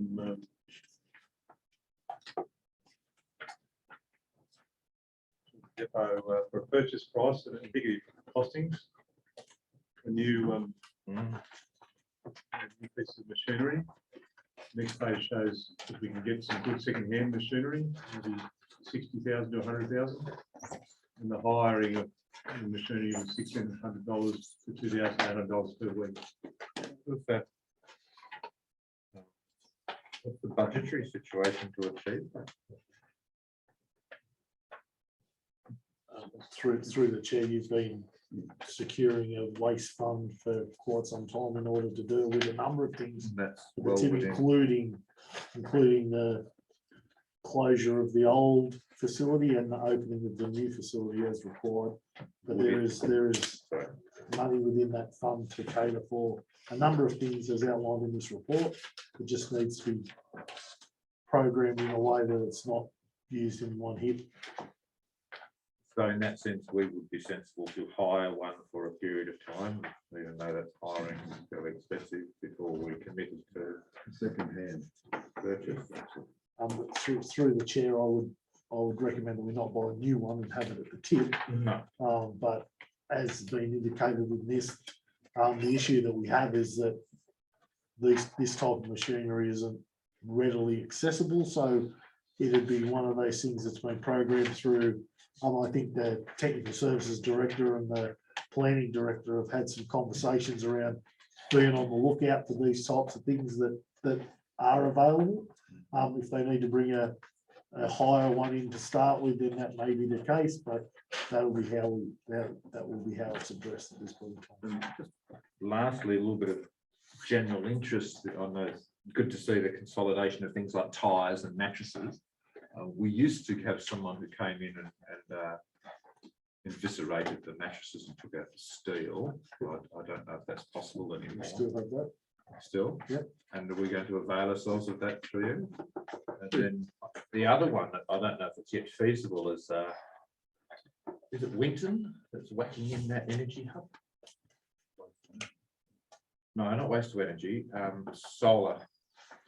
We're putting in an energy hub. So Winton, and one of the tasks they're doing there is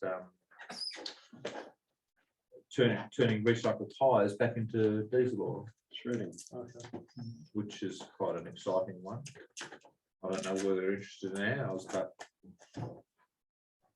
you know, we create so much waste of light along the landscape sometimes. So it's good to see us getting up to speed with this. Thanks very much. Thank you, Councillor Gibbons. Thank you, Madam Mayor. I was just wondering, are we expecting in November to have a report back providing us with the definitive costings for the electricity, with the definitive costings of a weighbridge and the recommendation and costing as to whether we go new, second-hand or hire a telehandler / front end loader? That's the first question.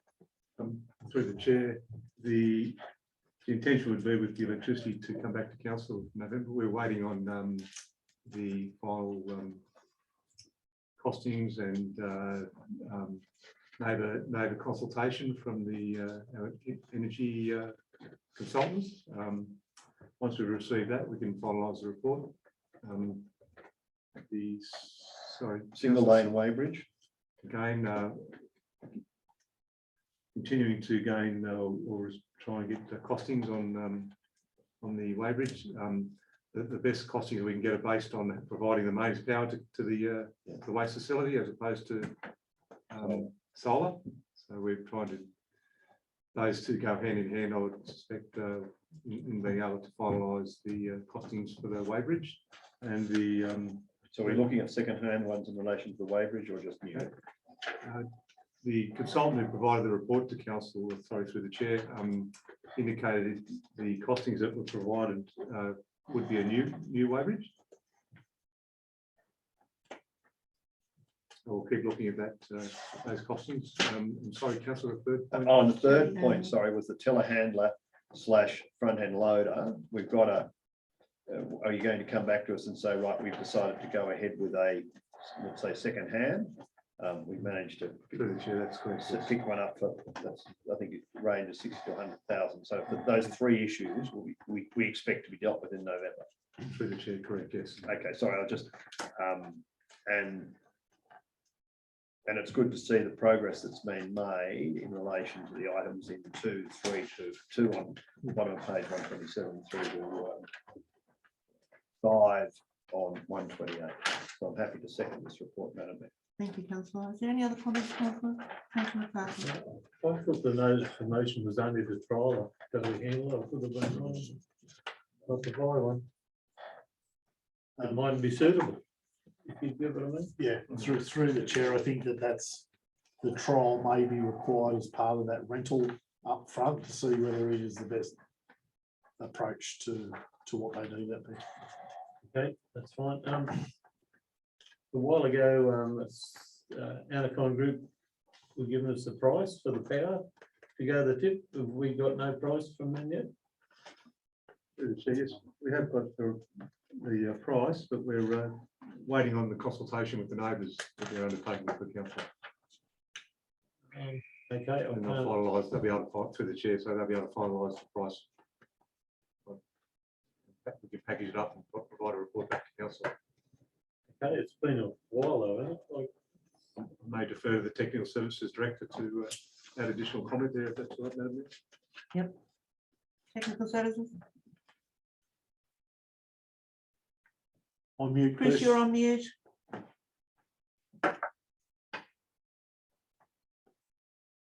My apologies. Yeah, thanks, Madam Mayor.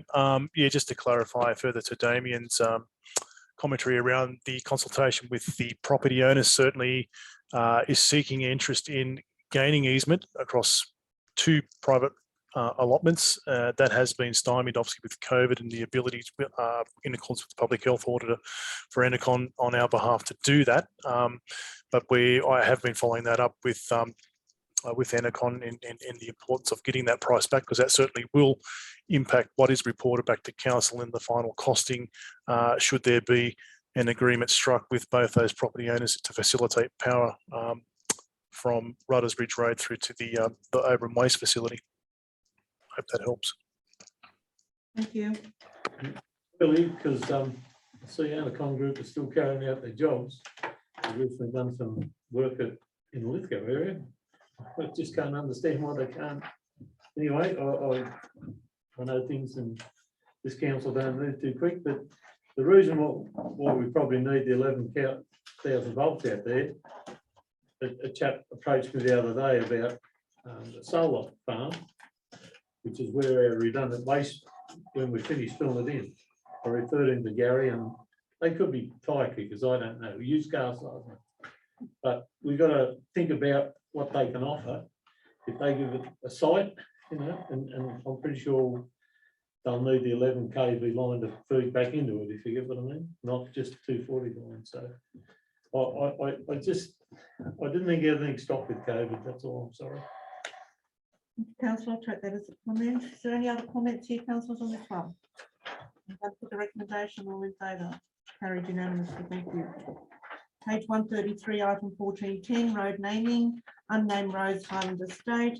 The recommendation is that the report item is received for information. Can I have Councillor Gibbons and Councillor McKechnie? Thank you. Councillor Gibbons. Madam Mayor, I think the report speaks for itself. Obviously, we've had one name changed by the naming board, so I think we've got to go that way, and I commend the report. Thank you, Councillor McKechnie. That's pretty straightforward. Councillor McKechnie. Yeah, thank you, Madam Mayor. It's pretty straightforward. I don't go. Thank you. Councillor Donny, did you want to speak? Only 2 brief comments, Madam Mayor. Just a shame to lose in the U. It's a beautiful spot with a wonderful garden. And Road 6. Is there one of the council secretarial staff who's called Elaine and snuck their name in there? Say again, Councillor. Road 6 is one of the council secretarial Elaine staff Place. called Elaine, stuck their name in there. The answer to that is no, councillor. I think that's Elgin. Just in case that's the one we sent off to whoever we need to be sending it off to. Thank you. Any other comments, councillors? We accept that amendment. This is a report for recommendation, just for information, councillor. Any other comments? With the recommendation, all in favour? Carried, thank you. Page 135, councillors, item 15. There's no urgent business this evening. Page 135, item 6, closed session and confidential reports. Good night. In accordance with the Local Government Act 1993 and the Local Government General Regulation 2005, in the opinion of the General Manager, the following business is of a kind as referred to in section 10A bracket 2 of the Act and should be dealt with in part of the meeting closed to the media and the public. I'd like to thank the members of the public for joining this evening, who have already just left, and for those joining us on Zoom. Good night. I now call for a councillor to move that council move into closed session, please. Councillor Kellam and Councillor Capel, thank you. All in favour? Carried, thank you. I now request the minute secretary to turn off the recording. Recording recommenced at 9:24 p.m. The following resolutions were made in closed session. There were no members of the public present at the time.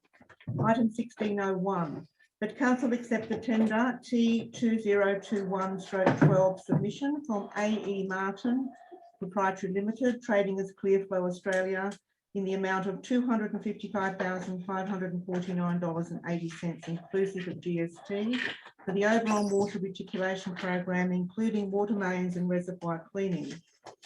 That funding in the amount of $255,549.80 be transferred from the council water reserves to complete the project, and that the General Manager be authorised to sign the contract documents.